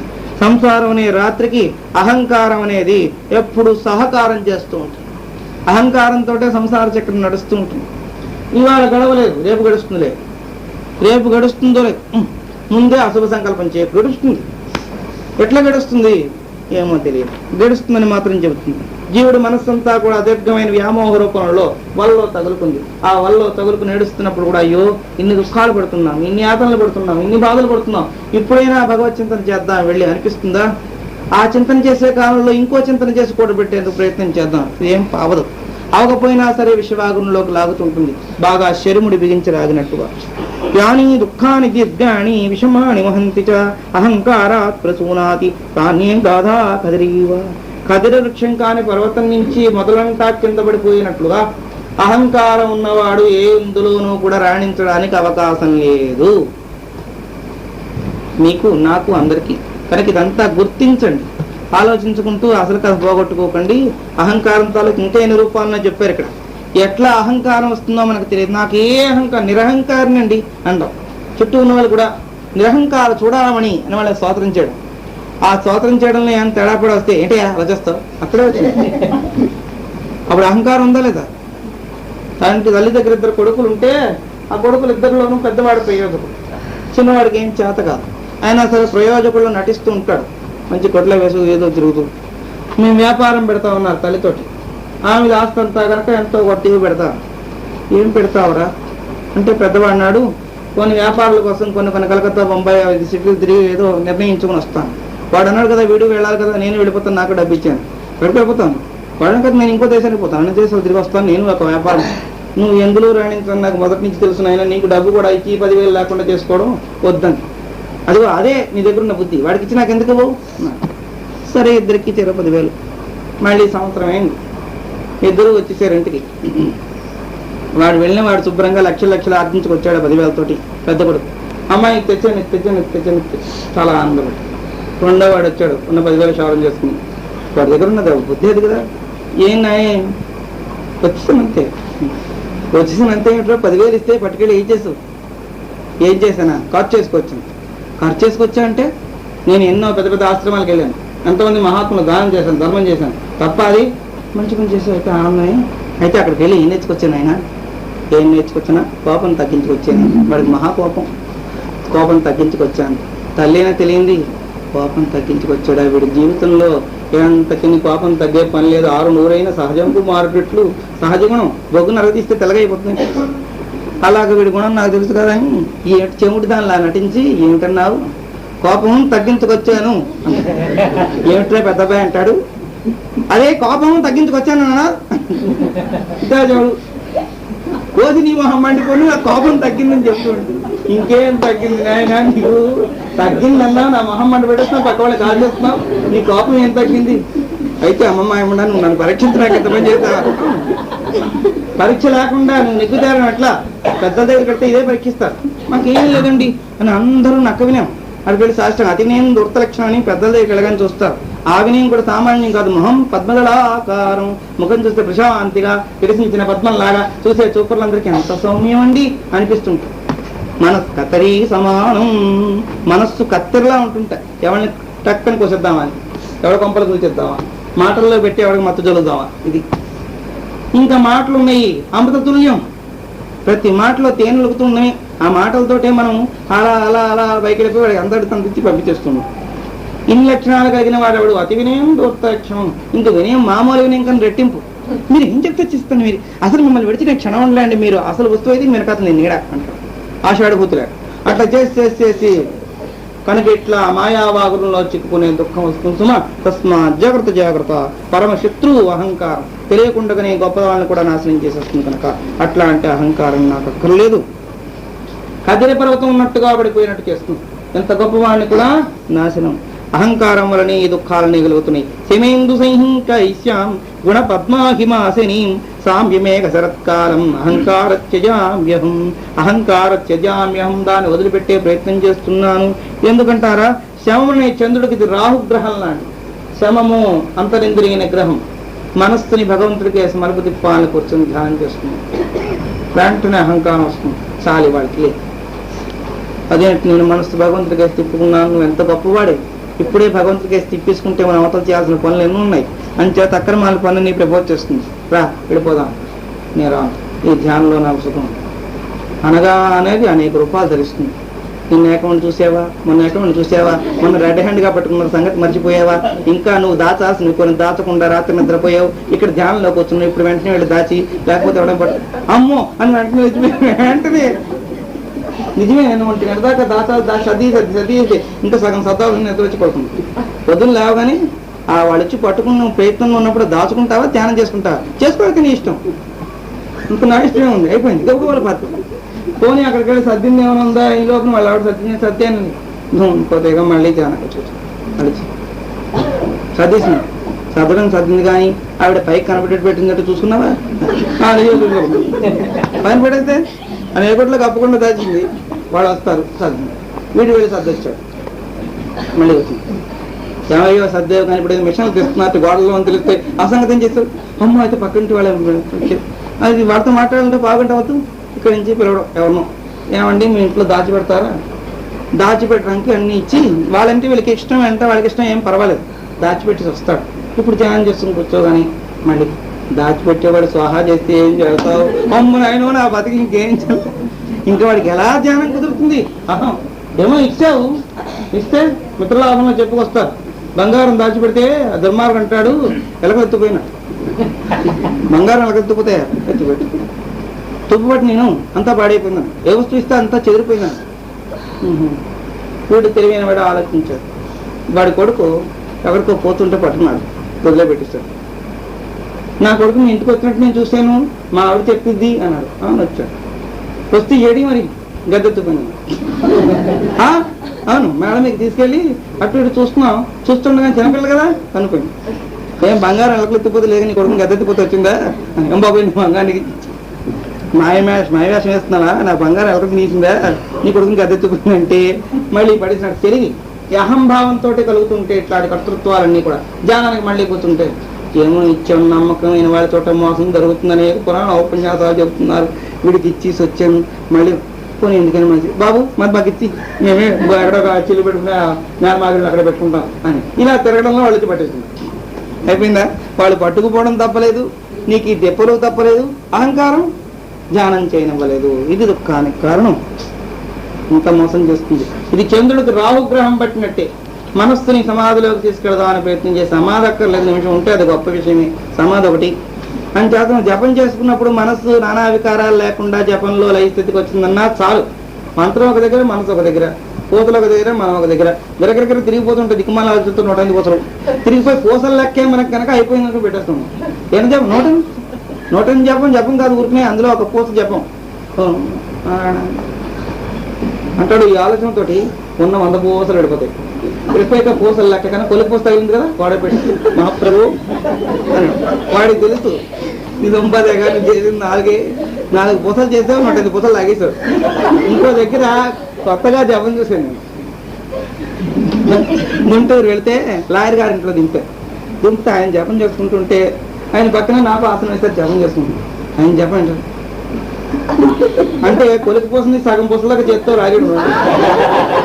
అక్కడి నుంచి మళ్ళీ కొలికి పూస్తావు 2 ట్రిప్పులు. ఇదేంటి జపం?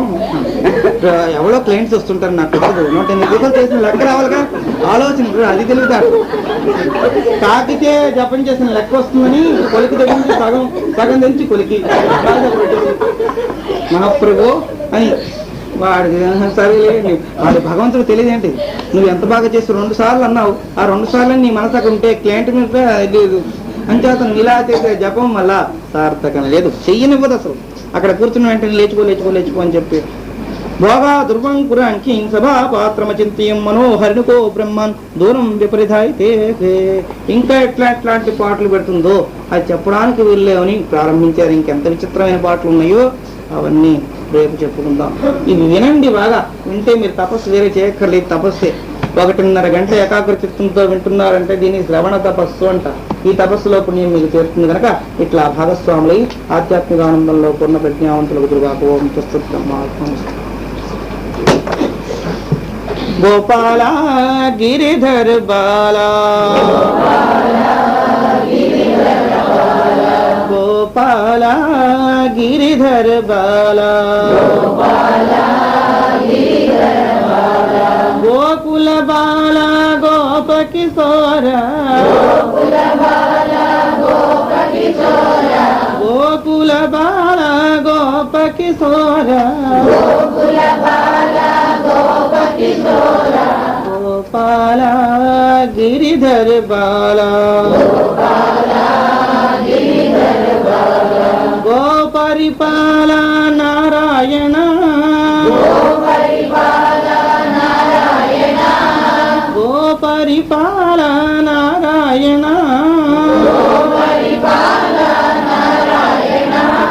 గోవింద గోవింద నారాయణ హరి గోవింద గోవింద నారాయణ